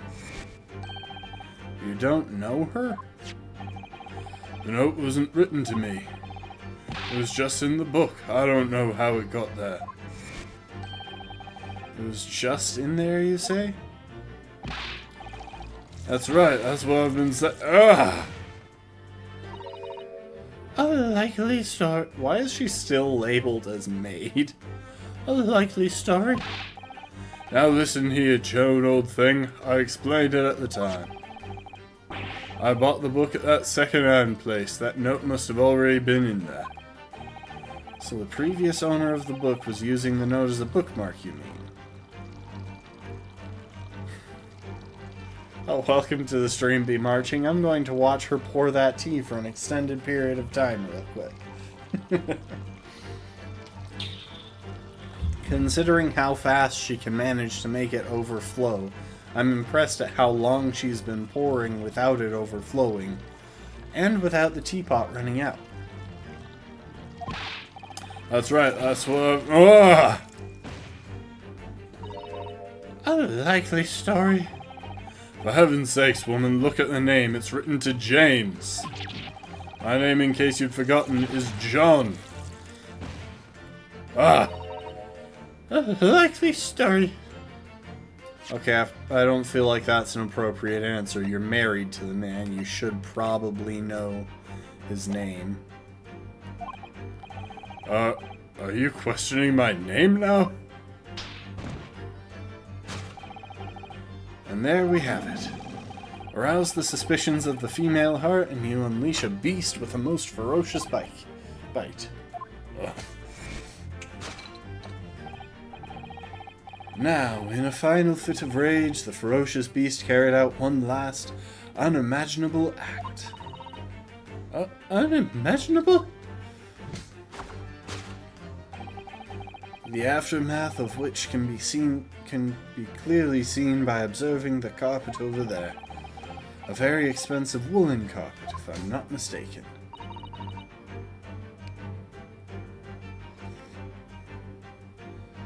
Yeah, this is... I'm going to leave them to their marital troubles once we get the information that we need. Could have caused such a destructive outburst.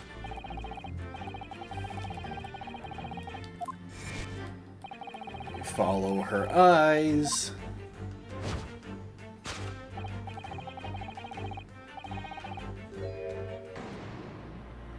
And here we go to the correction.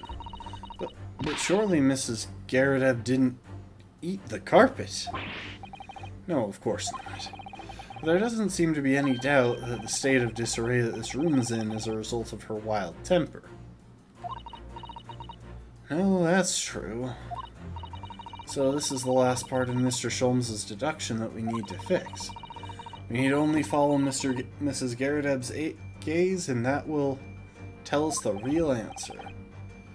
Alright, let's see what we can see. Yes. So there's the Tower of Cakes. I mean, the obvious answer is the candlestick.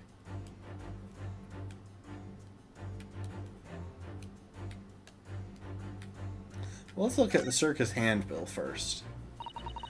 This is an advertising handbill for the circus. Batty's Circus. It's in a nearby park. Isn't this the same as the one we saw earlier? The one that was folded up in Mrs. Garrideb's pocket? Perhaps they're very great circus lovers? It couldn't be that the Hungry Lion is somehow involved again here, could it? Oh dear, I do hope not.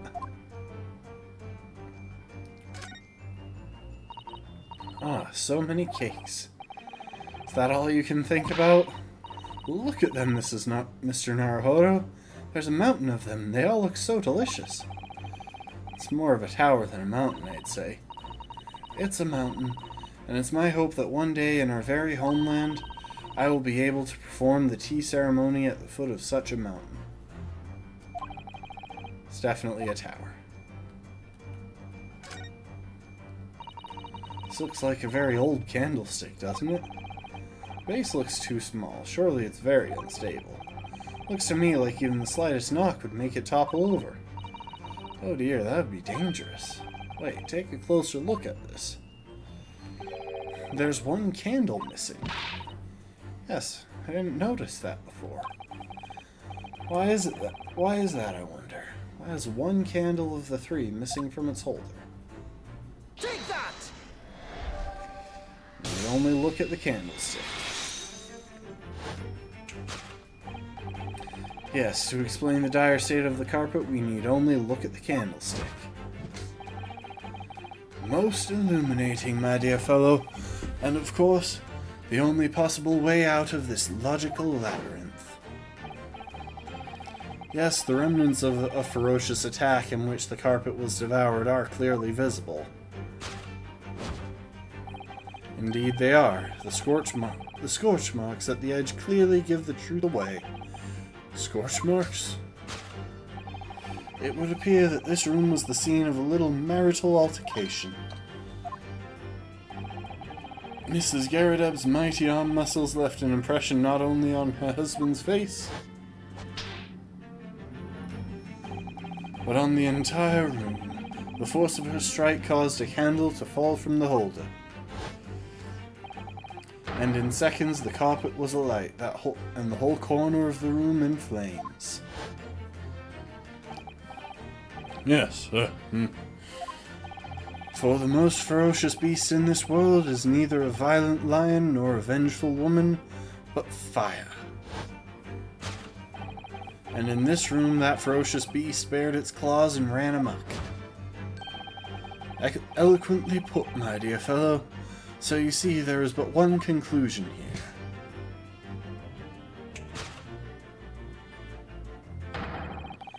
After the sparks of marital discord flew, this room was the scene of a fire.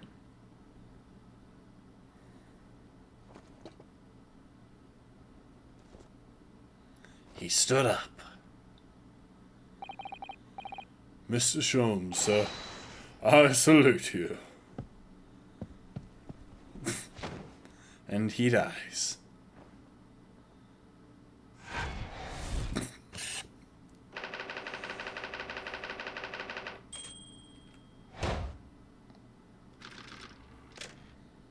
And now, hopefully, we can get them to tell us what we need to know about what they saw.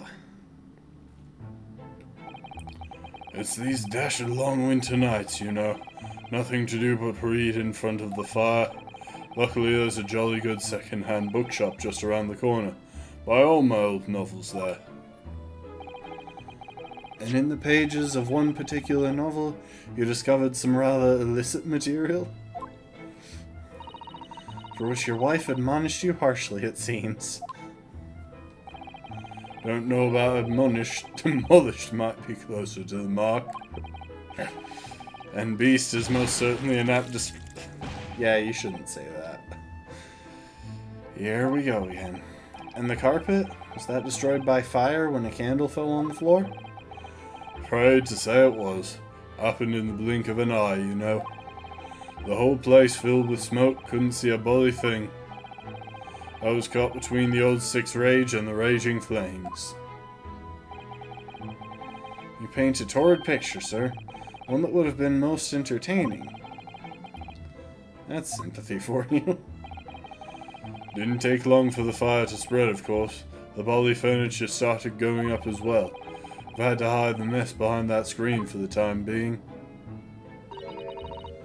Over here, Mr. Garrideb? Well, you have nothing more to hide now, if you'll allow me.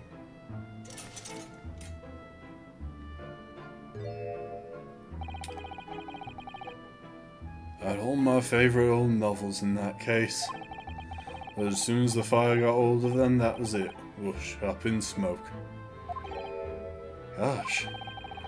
Then the wife started uttering things at me. What a terrible sight it must have been. There I was, back up against the window under heavy fire, incendiary books coming in 10 to the dozen. Worst of it is, I lost my favourite, book called The Lion's Pride. The Lion's Pride. Ah yes, your notorious love of big cats coming through again. I assure you the title didn't influence my choice in the slightest. The poor man really did lose something dear to him as a result of the ferocious beast's rampage. I mean, his wife might be kind of abusive, so maybe beast isn't the least apt description. I mean, she is clearly going through some crap with having to pretend to be a maid just for them to keep up appearances. Mr. Schultz's deductions turned out to be correct once again. It can only be described as a great British wonder. I tell you, it was total carnage. Flames everywhere and the old stick in full fettle. Out of interest, what time of day was that? I'm not sure I can remember. It was 2 days ago now. Let's see. Around 5 o'clock, I think. So at exactly the same time as a terrifying incident was unfolding outside your window on the street below. Even more terrifying on the inside, I can assure you. A woman's been stabbed.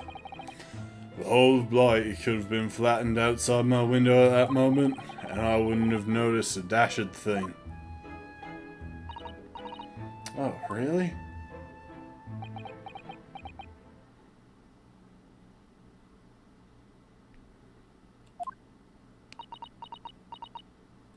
Did she notice something?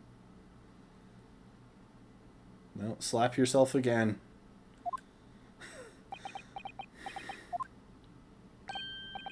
Mr. Sholmes. Yes, Mr. Naruhodo? What can I do for you? Well, I think we've got to the bottom of Mr. Garadeb's situation now. But what does it have to do with Mr. Natsume's circumstances? I can't help you there, I'm afraid. What? My dear fellow, if you recall, I did say as much from the outset. I warned you that although the retired army man was to be hiding something, I could not be sure whether his secret would prove to be of relevance or not.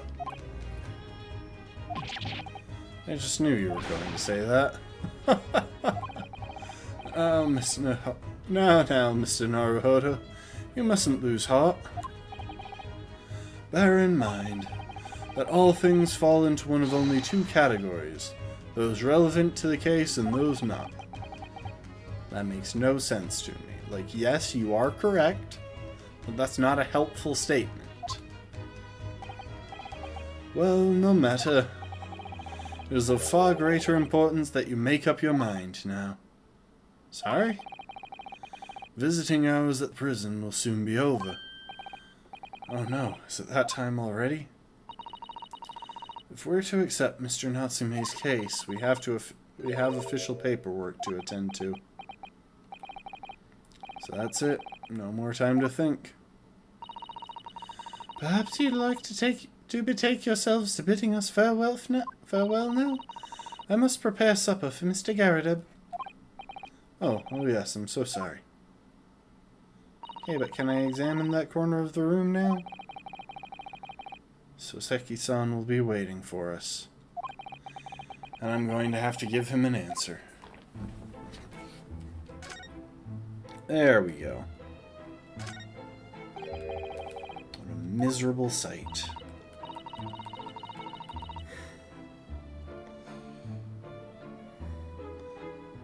Time to think means napping for you, that is fair. Oh dear, but at least the whole room wasn't engulfed in flames. I suppose so. But my whole collection went up in smoke, you know. All those novels I adored so much. Well, John, whose fault is that? Not mine, that's for sure. Well, whoever may or may not be to blame, I'm quite sure you can buy some new old books to replace them, can't you? Huh, new old books? Bally nonsense. Does sound like a contradiction in terms, but then these two are full of contradictions. That's couples for you, Mr. Naruhodo. Or so I've been led to believe.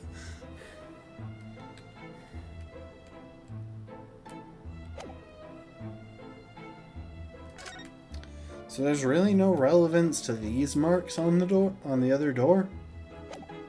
Oh well. Let's go. Oh, we got a request for desk duck. Well, that's peculiar. I said to go to the prison, and it took me out to the street. Anyway, desk duck. Behold, it is he. He's sparkly.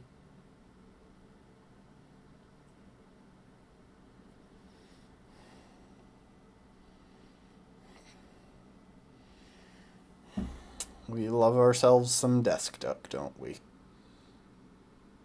Quack. Hang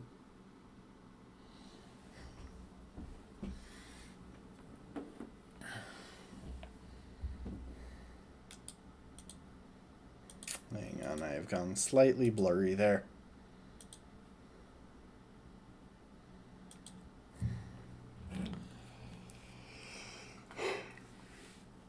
It's time, Mr. Naruhodo. We must hurry back to the prison. Yes, I know. Let's hail a Oh. What's the matter? Looks like something's going on over there in front of the Garadeb's house.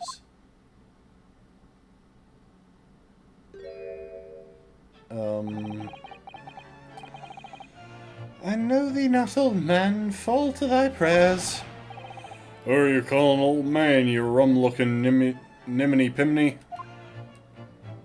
So we have a jester and a muppet.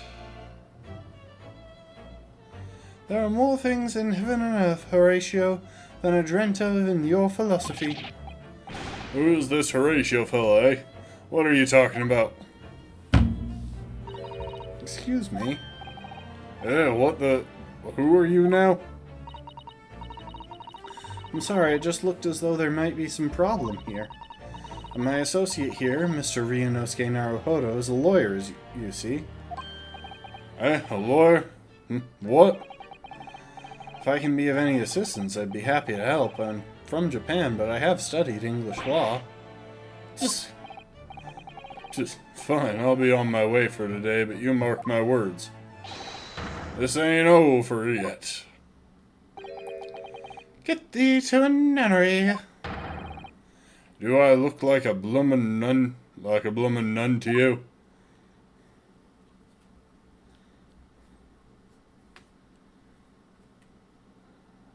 Can we leave? These people have far too much energy to be interacting with. I do hope you're not injured. Oh, fair Eastern maiden, thou art so gentle, thank you. What was all that about? There are more things in heaven and earth, Horatio, than are dreamt of in your philosophy. I'm not Horatio either. Forgive the inquiry, sir, but are you a lodger here, in the Garadeb residence? Oh, fair Eastern maiden, thou art so right. Yes, I do dwell in this humble abode. Mr. Garadeb mentioned that he had another lodger, didn't he? This must be the man. You happen to know the other lodger who lives on the second floor? Ah, yes, a gentleman named Natsume. Oh, more worthy a palmist in my battle of words ne'er could there be. Oh, more worthy a palmist in my battle of words ne'er could there be. Sorry, battle did you say? Who is the stronger, Hamlet or Macbeth? Mr. Natsume and I sparred long into the night. I see. I don't fully understand, but it seems Mr. Natsume and this gentleman are acquaintances, at least. So, fair maiden, so good gentleman. I can tarry here no longer, fare thee well. I didn't really understand him, but I think he's returned to his room. Seems he's unaware of what happened to Mr. Natsume, so he can't really help us. With Soseki-san and that as lodgers, the Garadeb house is certainly full of eccentrics. Anyway, I'll go and find a carriage. Yes, I'm sure Mr. Natsume is eagerly awaiting our return. Let's hope we can get to the prison before visiting hours are over.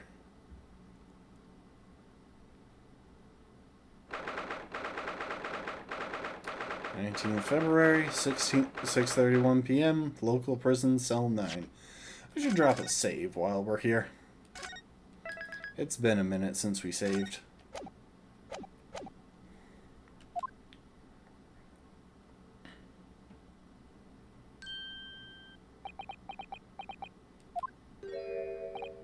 Oh, it's you. You're here. You came.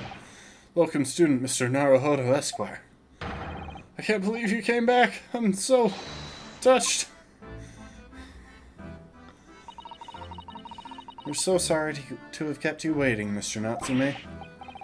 Oh, no, think nothing of it. Relax. If I were a cat, I would purr with pleasure at the company of such fine compatriots. Noble, nurturing, never failing upon these. Oh, now let's not get carried away. Oh, I quite agree. There's nothing more reassuring than the familiarity of one's native land. On the other hand... Oh, I thought it was going to be what's-his-face. It is through friendship, transcending international borders, that one truly appreciates the fact. Such is my belief, at least. It's you! A miserable, rotten spy! Herlock Sholmes! Mr. Sholmes, what are you doing here? I have no intention of doing anything per se, save observing, of course. Whatever do you mean, Mr. Sholmes? Well, having encountered some curious reading material in that gloomful room, and having unmasked the secret identity of that eccentric pair, I decided I should drop in on my way home to see how our divested friend is faring. Gloomful room? At least your accommodation here offers a window, my dear fellow. In that sense, it is the superior option. On the other hand, having the lock on the inside rather than the out would obviously be preferable. Anyway, I must commend you on your taste in books. My day has been a delight, and it cost me not a penny. Well, you should probably pay him for that. You invaded his home and dug around in his books.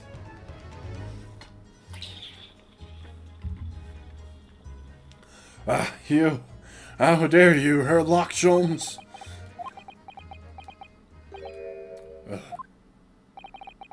I've had it. I'm through. I'm at the end of my rope. I should never have come to Great Britain. It was a terrible mistake. Haunted by spirits in those accursed lodgings, no doubt my luck will be cursed in tomorrow's trial as well. Haunted by spirits? My whole life is bedamned! What are you thinking, Mr. Naruhodo? He mentioned that once before, didn't he? That his lodgings were cursed, I mean? And there is much truth in Mr. Mustache's words. What? Cursed is a wholly appropriate description, I would say, for the man's lodgings, and indeed for tomorrow's trial. What's that supposed to mean? Really? I still can't examine the room?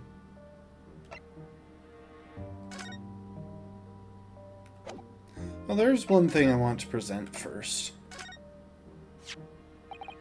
We found this receipt in your room, Mr. Natsume. That's right, I went out to buy some new old books. Isn't that a contradiction in terms? It was on your way back to your room that you saw the woman being stabbed? She's dead, I thought to myself, she's dead! My mind went completely blank. Before I knew it, I was back in my room, trembling like a leaf. Bookworm hoping to worm his way out of a bad situation? Mr. Naruhodo, please do be careful not to think such disparaging thoughts. How could you possibly know? I don't think this will result in any response. Yeah.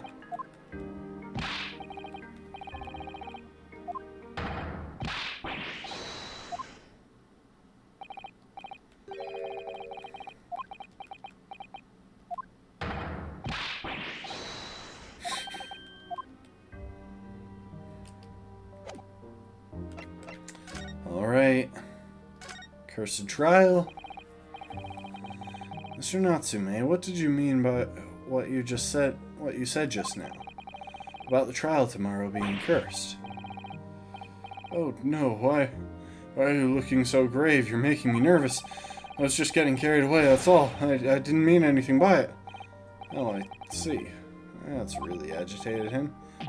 You don't mean the trial really is cursed somehow? Are you referring to the prosecutor? The Reaper of the Bailey? The Reaper? Oh no, what do you mean? Please, tell me. Summarize it succinctly in 16 salient words. No defendant has ever survived a trial in which the Reaper stands for the prosecution. Ever.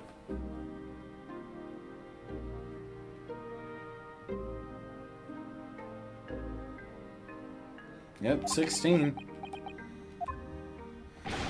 Oh my goodness, can it really be true? That was 16 words exactly! Yesterday, Mr. Naruhodo successfully defended someone against the Reaper. But then, after the trial was over, the defendant passed away in unusual circumstances. Mr. McGill did. What? Ah, I'm impressed, Miss Susato. You have an eye for detail. Actually, the Lord Chief Justice told us. Mr. Sholmes, surely it can't be that having failed to have the accused convicted, Lord Van Zeeks killed the man himself. Oh no, he couldn't have, surely. You have some wonderful notions. Sorry? The man isn't a mass murderer, he's a court prosecutor, my dear fellow. Oh, yes, why of course he is. Oh, of course he is? Then why are you trying to scare me? It could be said, however, that the real truth about the man is even more terrifying than your hypothesis. Let me guess, you had some crazy fan who kills anyone who doesn't get convicted by the dude. What on earth do you mean by that?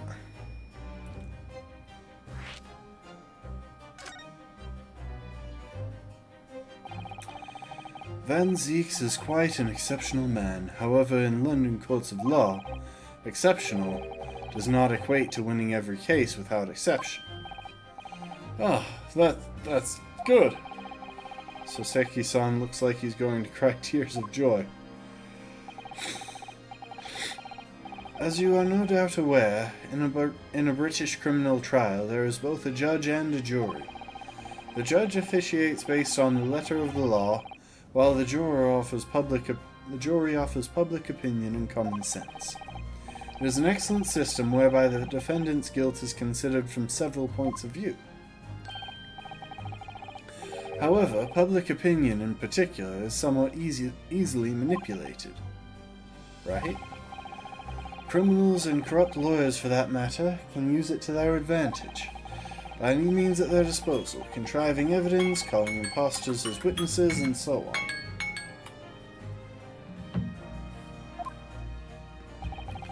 By such underhanded means, those who would want to are able to sway the jury, which means that even in light of the irrefutable evidence, the prosecution can fail. But it means the wrong verdict can be passed. And sadly is from time to time, my dear madam. It is simply the reality of the situation. And that's alright. However, those indicted by Lord Van Zeeks cannot escape justice. Their fate is sealed. My. Though the adjudication may see them leave the courtroom with their freedom, within months they all disappear. It is most striking. Disappear? But how?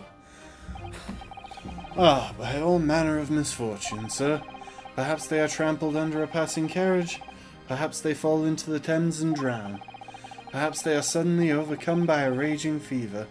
Or perhaps attacked by highwaymen. Oh, no.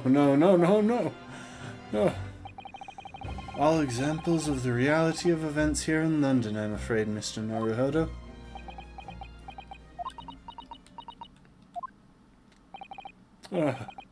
I knew it. I'm a dead dodo done for doomed.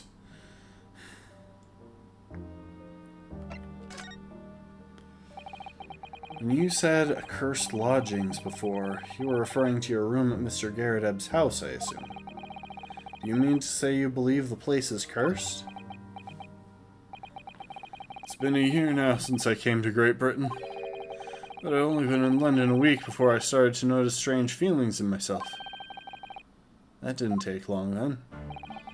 Everywhere I looked, there were foreign faces staring at me, laughing behind my back.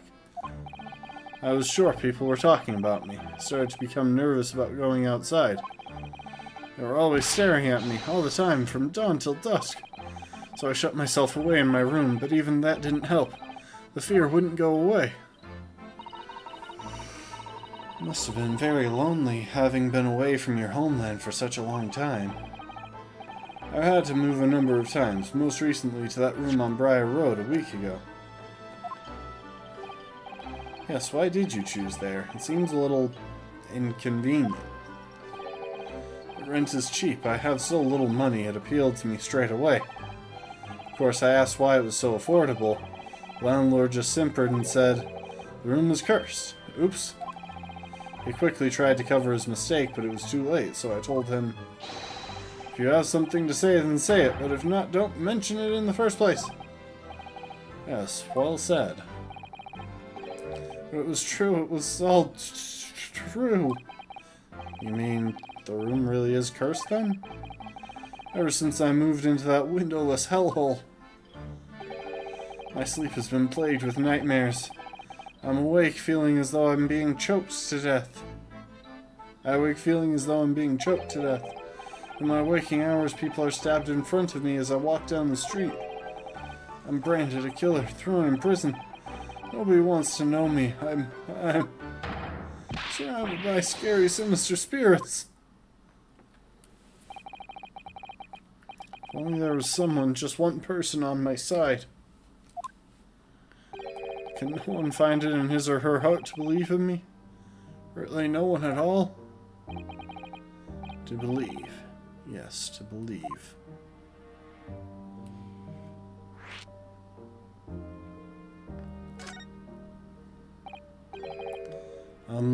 Mr. Sholmes? Ah, me, Mr. Naruhodo? Pray, what can I do for you now? It's about the case on the SS Beria, if you recall? The Beria. Ah, that case. The one with the snake. Well, yes. At that time, I was the suspect, but you believed in me and listened to my side of the story, and you helped us to investigate. I did I? Interesting. What I wanted to know is why. Why did you believe in me? I see, yes. You mean... because you were a grimly dressed, shady Eastern fellow found with the victim in a locked room? Well, if you like, yes. I'm a little surprised that the answer requires explanation, my dear fellow. It's quite simple, really. You said I didn't do it. But I could have been lying. Surely you must have had your doubts. You must have suspected me a little.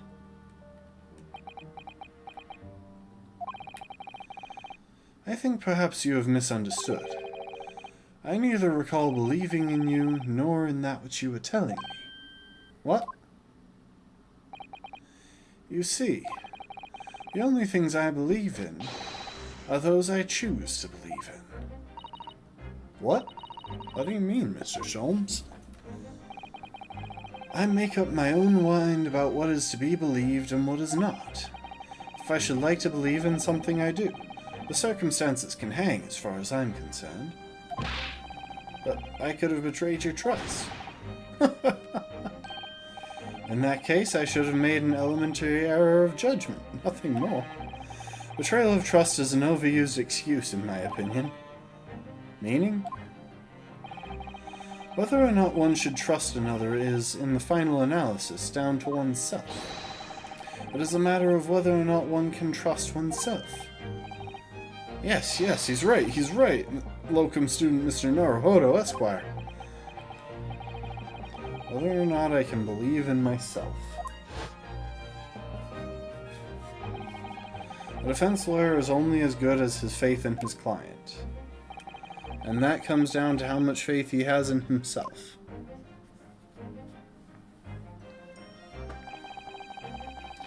You were so right, Kazuma.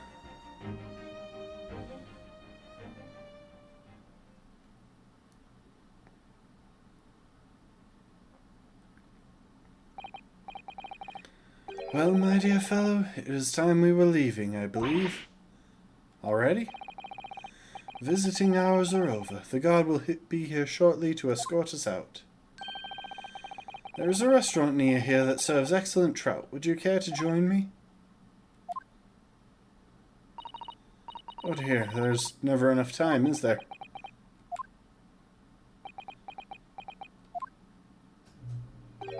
Mr. Natsume, if you'd like, in the trial tomorrow, I'd be happy to represent you.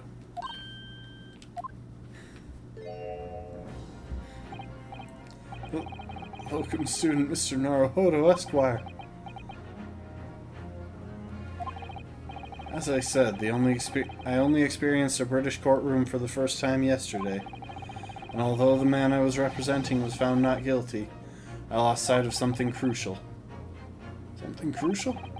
What to believe in, the defendant, justice, or the truth. How to believe, even. But I think I've finally worked it out. I've decided I must believe in myself above all else, to trust my instincts. Yes, Mr. Naruhodo. And my instincts are telling me that you, Mr. Natsume, are innocent of this crime. Then it's imperative we prove that in court. Welcome, student Mr. Naruhodo, Esquire. I will fight for your innocence until the bitter end with every weapon available to me. So I hope you'll permit me to represent you tomorrow. As I said when we first met, I'd like to entrust my fate to someone who will listen to me in my native tongue. Of course, Mr. Natsume. It would be fair to say, Mr. Naruhodo, that your mind was, in many ways, made up from the outset. You merely needed the events of today to fully realize it. Yes, I think you're right about that. It's been a roundabout journey, but I got there in the end.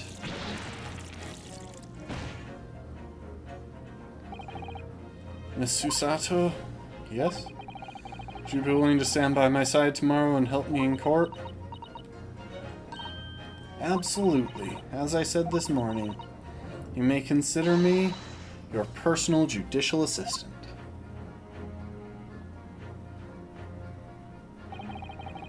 Shocking events of yesterday's trial still weigh heavily on my mind. It's time to stop looking backwards. Kazuma believed in me, and Mr. Sholmes believes in me now too. So it's time. Time that I learned to believe in myself. Soseki-san has no one. He's all alone, so it's my job to help him. To fight in his corner. Tomorrow, in the courtroom, with all the strength I can muster.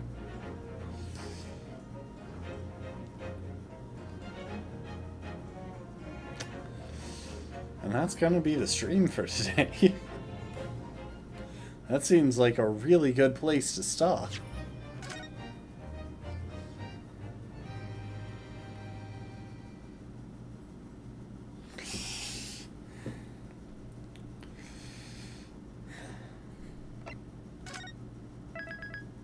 Weirdly enough, this is the first case that has gone on, that has had multiple days so far.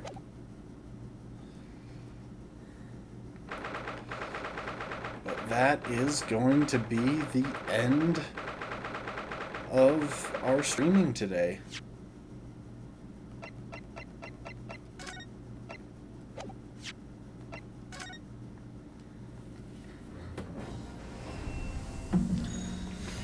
Oh. It's actually a really cool screen to open on. I love how they changed the background of the title screen depending on where you last saved. It's a cool touch. This is gonna be interesting. We have pretty much nothing that will actually help us in court other than potentially that one receipt that shows where our client was 15 minutes before the supposed crime happened. That's unlikely to be helpful, at least in an obvious way, since he's got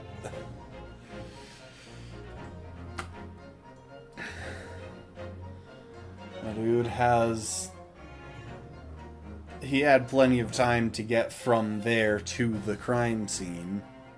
And by his own admission, he was at the scene of the crime, so unless we can prove that the crime actually took place at a different time, that won't be helpful.